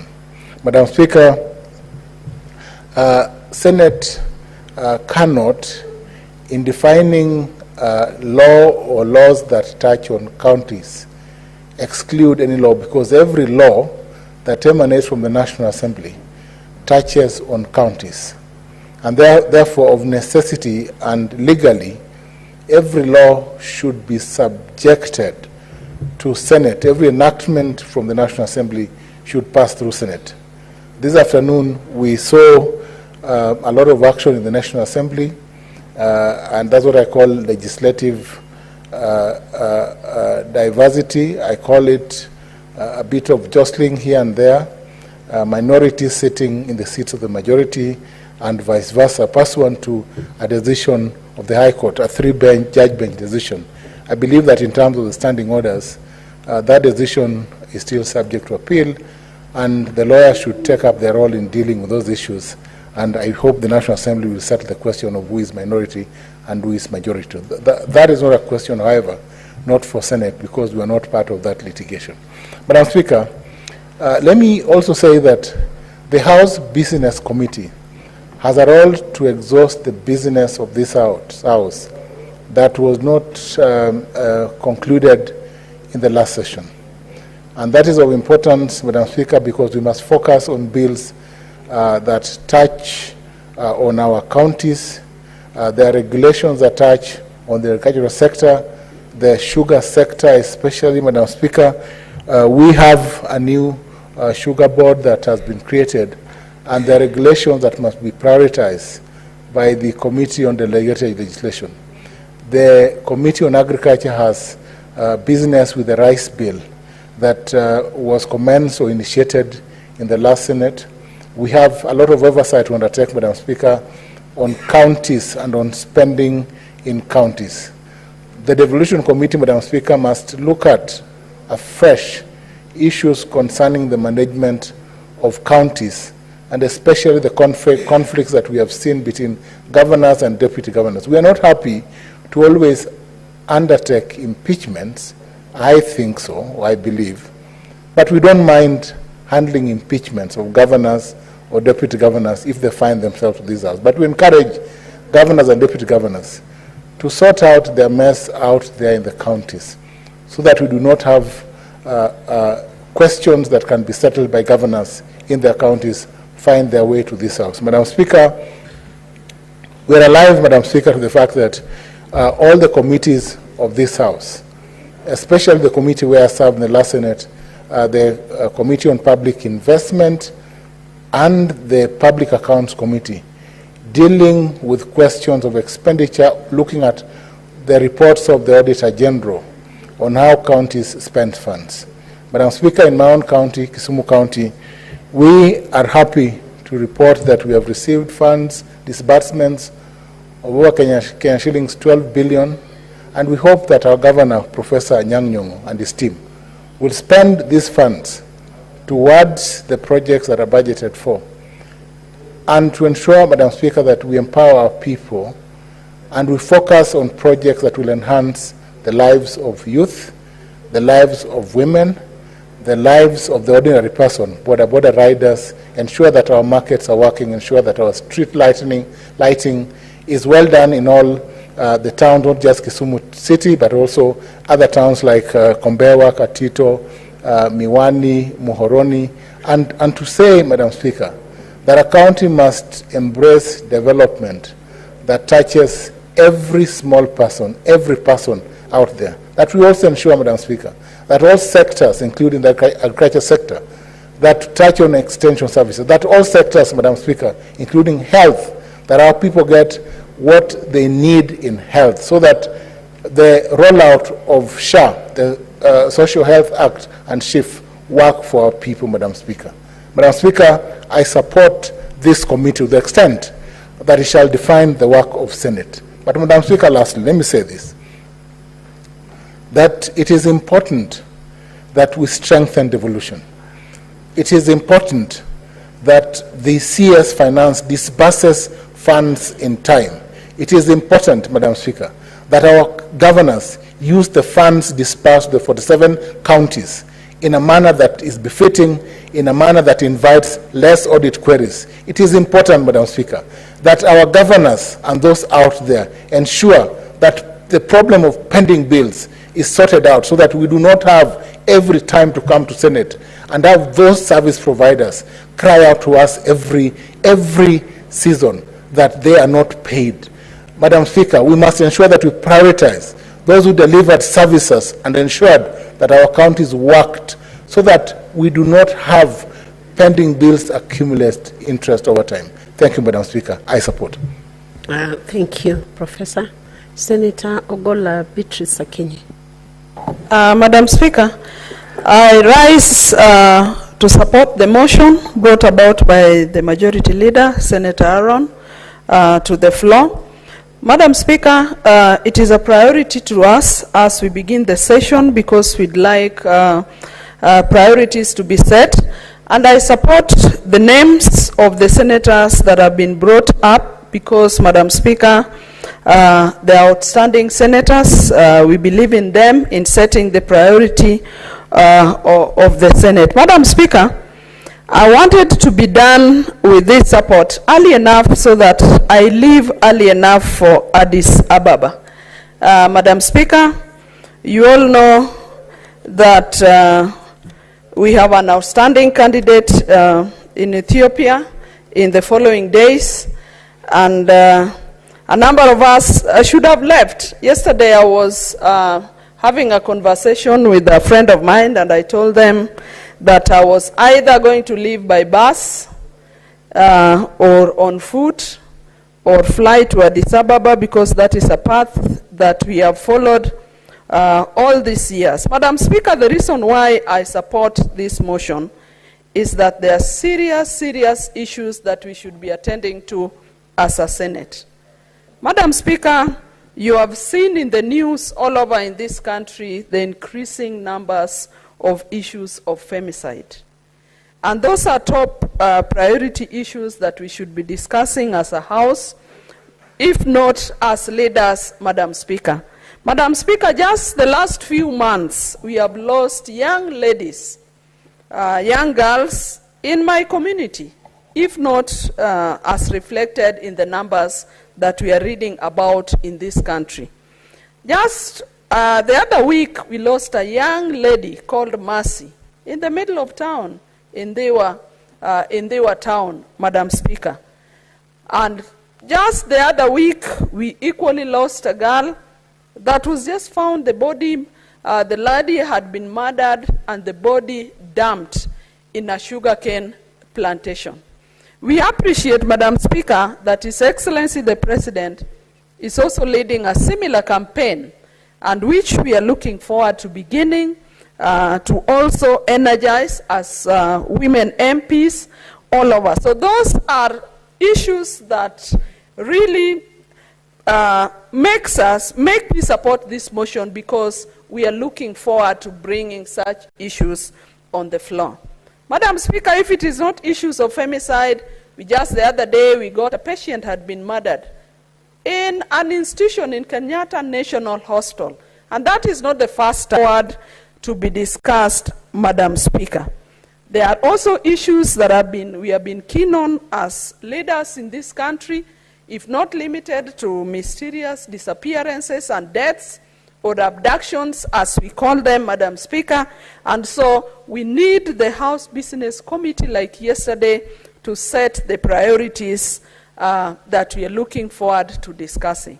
And just as my colleagues have said, the issue of pending bills in counties. Madam Speaker, when devolution came in, we all appreciated, and there was life, economic life in our counties. We saw even border traders grow to be more outstanding business people, because they had done a lot of business with the counties and there was money flowing. But of late, Madam Speaker, with the pending bills just piling up, we do not see that vibrancy in the counties.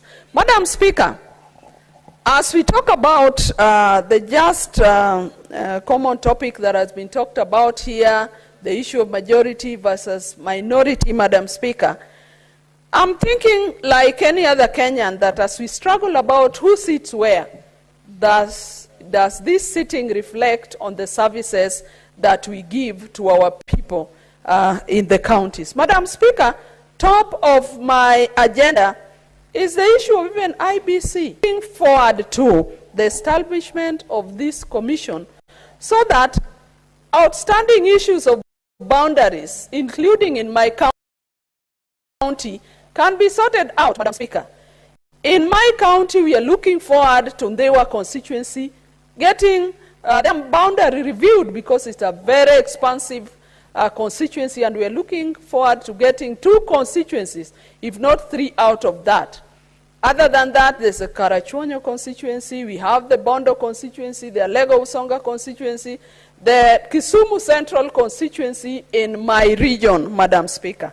Madam Speaker, All I'm saying is that there are outstanding issues which, as a House, we should be paying attention to more than some of the issues that we've just heard this afternoon. And so, Madam Speaker, as I support this motion, I would like the proposed committee we are setting to set priorities that will tackle the issues that Kenyans are looking forward to. Madam Speaker, I support the motion. Thank you. The final person, the final senator to speak is Senator Joe Nyoto for, Senator Bass, sorry, just hold Senator Joe. Senator Bass was here for a long time. Senator Bass, can you make it very short? He had spoken. Oh, Senator Bass, I am informed by the clerk that you spoke. Clerk, can you confirm? Was he on a point of information? Okay, can you make it very short then? Proceed. Honorable Speaker, thank you so much for giving me the opportunity. I think I'll be very short. Honorable Speaker, support the motion. And that what I want to say is the new team should be able to manage the calendar of this House. The agendas of this House has been very long most of times. That we're omitting so many important bills instead of having so many statements, repetitive statements. I think this time, as the first session, I will ask the members that have been selected for the House business must be able to select and at least give priority to the important bills that this House has taken too long for it. Madam Speaker, besides having said that I've supported the motion, I want to take this opportunity to go also, Madam Speaker, to thank His Excellency the President. When he visited northern Kenya, actually he made a very, very important proclamation to the lives of the people in northern Kenya. Honorable Speaker, the northern Kenyan people have suffered many years because of not being able to access identity cards and any other birth certificates and all these things. It was the most unfortunate thing that the measures that were put in place by previous regimes were so punitive, discriminative, that really isolated the northern Kenyan people from the rest of Kenyans. Many young men and women could not even access their IDs. They could not access birth certificates for their kids. And some of the students could not even go to school or even do the exams because of the punitive measures that were put in place. Therefore, I want to send my heartfelt thanks to the President that what he has done is actually something that you can never forget. But unfortunately, having said that, I'm actually surprised. Some of, leaders, very senior leaders in this country, party leaders, were panicking, calling, that this is going to bring AJAABU, this is going to open up so many things that the country is going, the government wants to use the Somali IDs and Somali legislation to, honestly, to, allow foreigners to come in to vote. That should not be the case. We are not that petty. The Somalis are there since the inception of this independence of this country. Actually, the Somalis took part in Mau Mau. They were even sending their animals to feed the Mau Maus. If you want, I'll give you all cuttings. Even our animals were sold because of supporting Mau Mau. Actually, in 1952, our animals were taken and sold, all of them, they auctioned. So I don't know how soon that the Somalis have now become people who were dangerous in this country. Issues to do with terrorism. Terrorism is an international issue, Your Honourable Speaker. Therefore, I want to appeal to all Kenyans that this country needs to move together, that this country needs to cooperate one another so that we can have a cohesive country. With those few remarks, I want to say again, thank you so much, Your Excellency the President, and we applaud you for the good work you have done for removing those discriminative things and any other things. Even the census of northern Kenya was reduced by 40%. The 2009 census And the 2019, the 2009 was even more. They reduced the figures by 40%. I mean, that kind of business is going not to help any Kenyans. With those few remarks, I beg to support the bill. I mean, the motion, sorry. Senator John Ruto, very short indeed. Let's give him the mic. Thank you, Madam Speaker. I also rise to support this motion that the members elected to join the House Business Committee be approved by this House. Madam Speaker, this could not have come at a better time because, as we all know, we will, in this House, be discussing and coming up with the fourth basis of sharing revenue between the amongst the counties, Madam Speaker. And so I would want to say that as this committee comes in place, then that priority should actually be made. And like my many other colleagues have submitted, Madam Speaker, we would want this committee to prioritize matters that favor the Senate and that have a direct bearing to the Senate, Madam Speaker.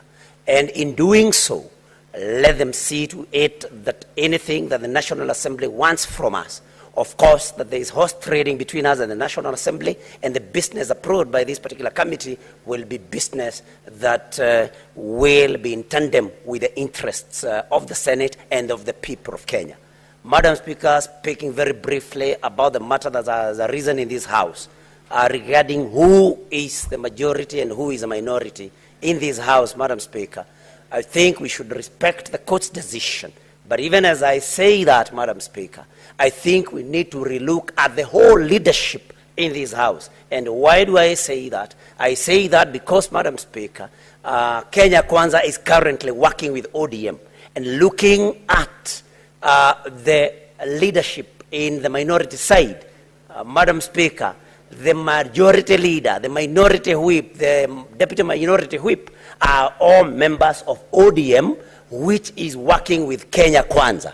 And so, Madam Speaker, I think I would want to say that I would want to submit to this House that we should look at leadership once again, look at the numbers that Kenya Kwanza has, joined with ODM, which is already working with the Kenya Kwanza, and then, Madam Speaker, the rest that are not in that particular coalition should form the new minority, Madam Speaker. And I think although there has been argument that the court's decision did not relate to the Senate, but I think it's only fair that we relook at the leadership status in this House because, of course, there has been very many shifts. Madam Speaker, I submit and I support the formation of this particular business committee. Thank you, Madam Speaker. I wanted to call the majority leader to respond, and before I do that,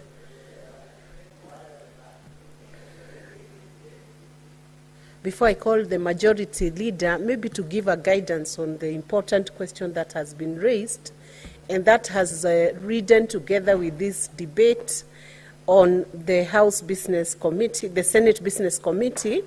It would be remiss of the Speaker to ignore the serious interest that has been shown on the question of who holds the majority or who holds the minority within the Senate, especially in relation to the judgment or the finding that has been made in respect of the petition, which senators have been contributing to, relating to the National Assembly, and an order that has been issued by court directed to the Speaker, Honorable Speaker of the National Assembly. It will therefore be in good order that the Speaker gives a direction on that issue. So I will append that direction of the Speaker to the next sitting to give a direction on the position of the Speaker in relation to who holds the majority or who holds the minority in relation to the Senate. And having given that direction, I now invite the mover of the motion, Majority Leader, to Thank you, Mr. Speaker. Madam Speaker, rather, sorry, my apologies. I really want to appreciate colleagues who've taken time to speak on this matter. Under normal circumstances, this is not a motion, actually, that we normally debate. In fact, in the history of, I think, this House, as far as I can recall, we've always dispensed such motions within 10 or 20 minutes.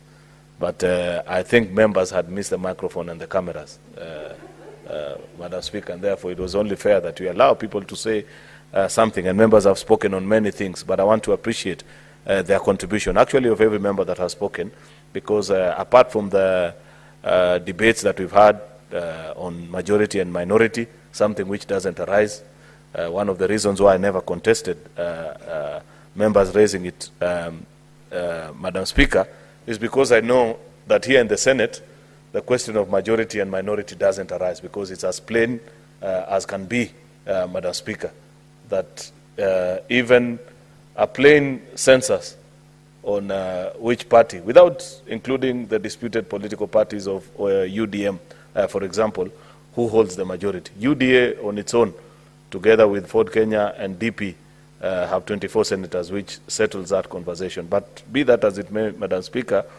I felt that it would not be appropriate for me to interrupt for people to express their opinion on this matter, because that's what democracy is about.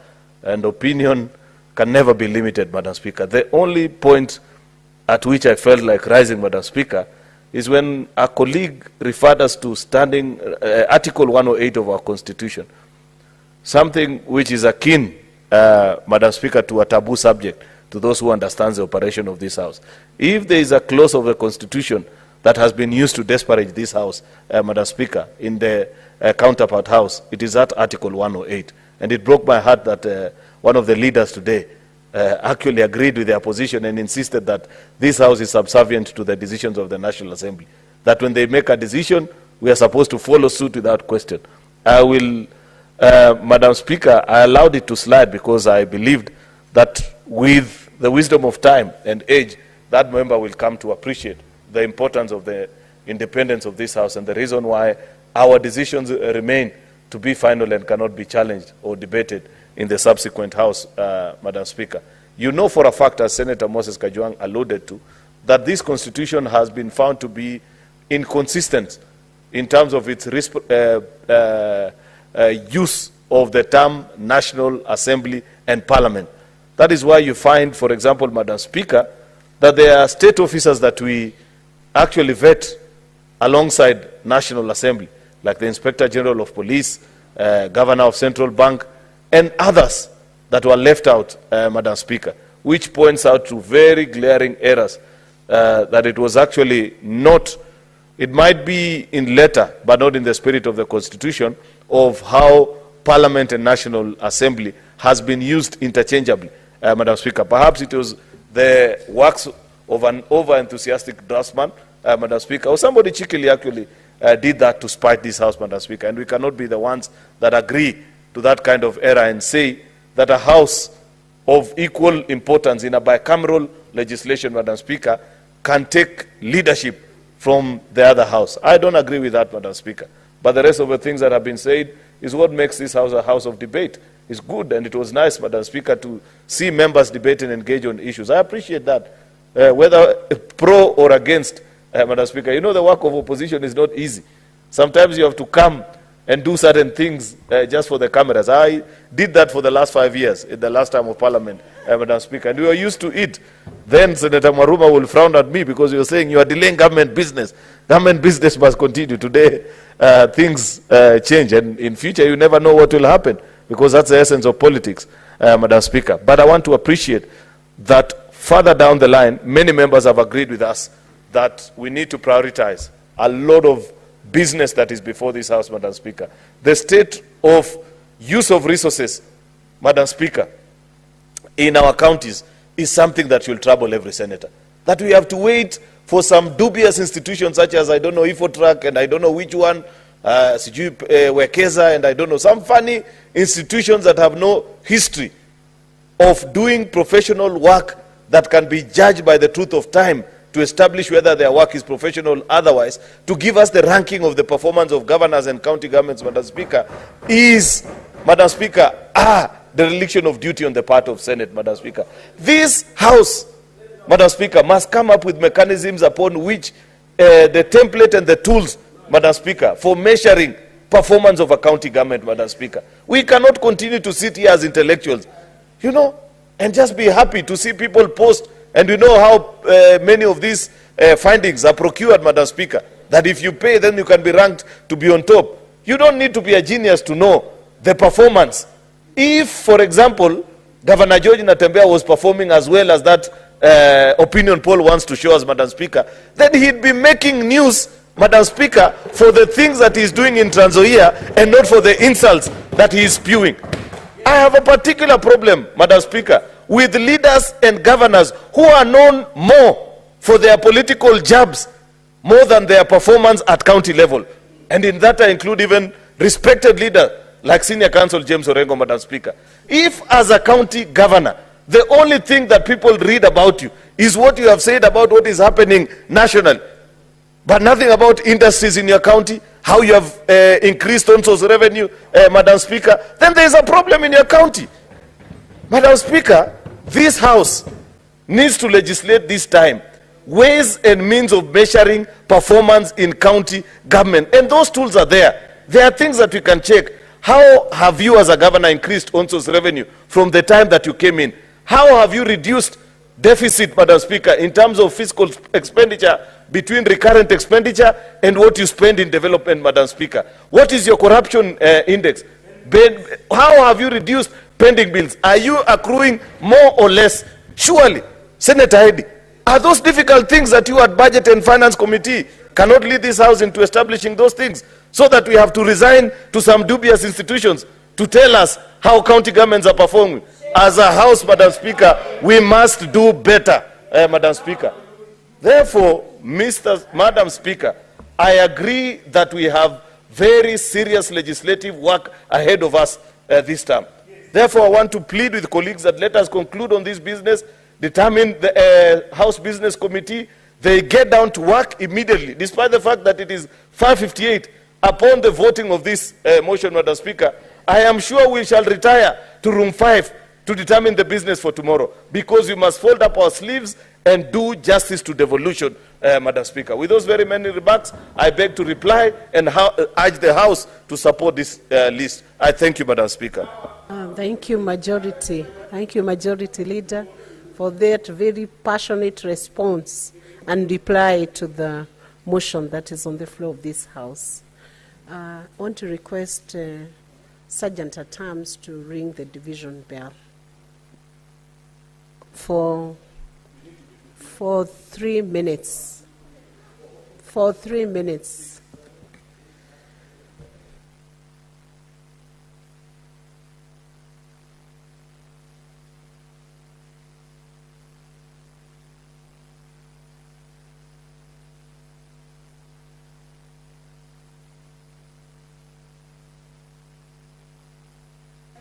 Sergeant at Arms, division bell for 3 minutes.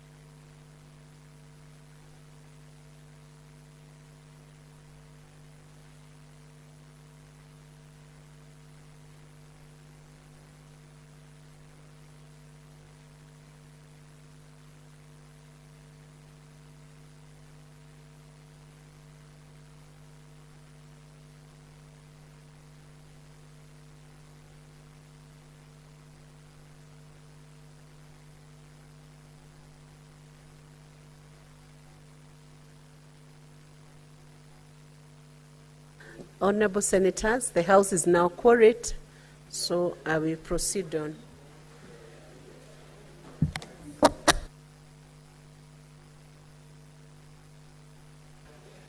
Honorable Senators, pursuant to Standing Order 84-1, I hereby make a determination that this matter does not affect counties, and I now put the question that pursuant to standing orders, you can take your seats, Honorable Senator.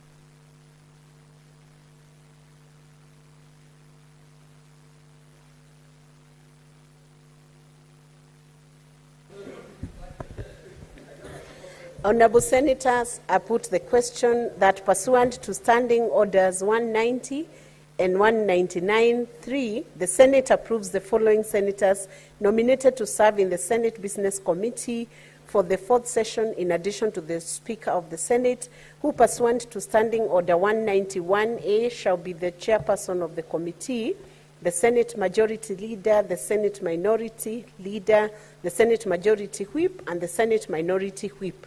1. Senator Ali Ibrahim Roba, EGH MP, member. 2. Senator Fatuma Adandulo, CBS MP, member. 3. Senator Veronica Maina, MP, member. 4. Senator Wakili Hilali Kiprotich Sigei, CBS MP, member. 5. Senator Muhammad Mwinyi Haji Faki, CBS MP, member. 6. Senator Shakil Abdallah Mohammed, MP, member.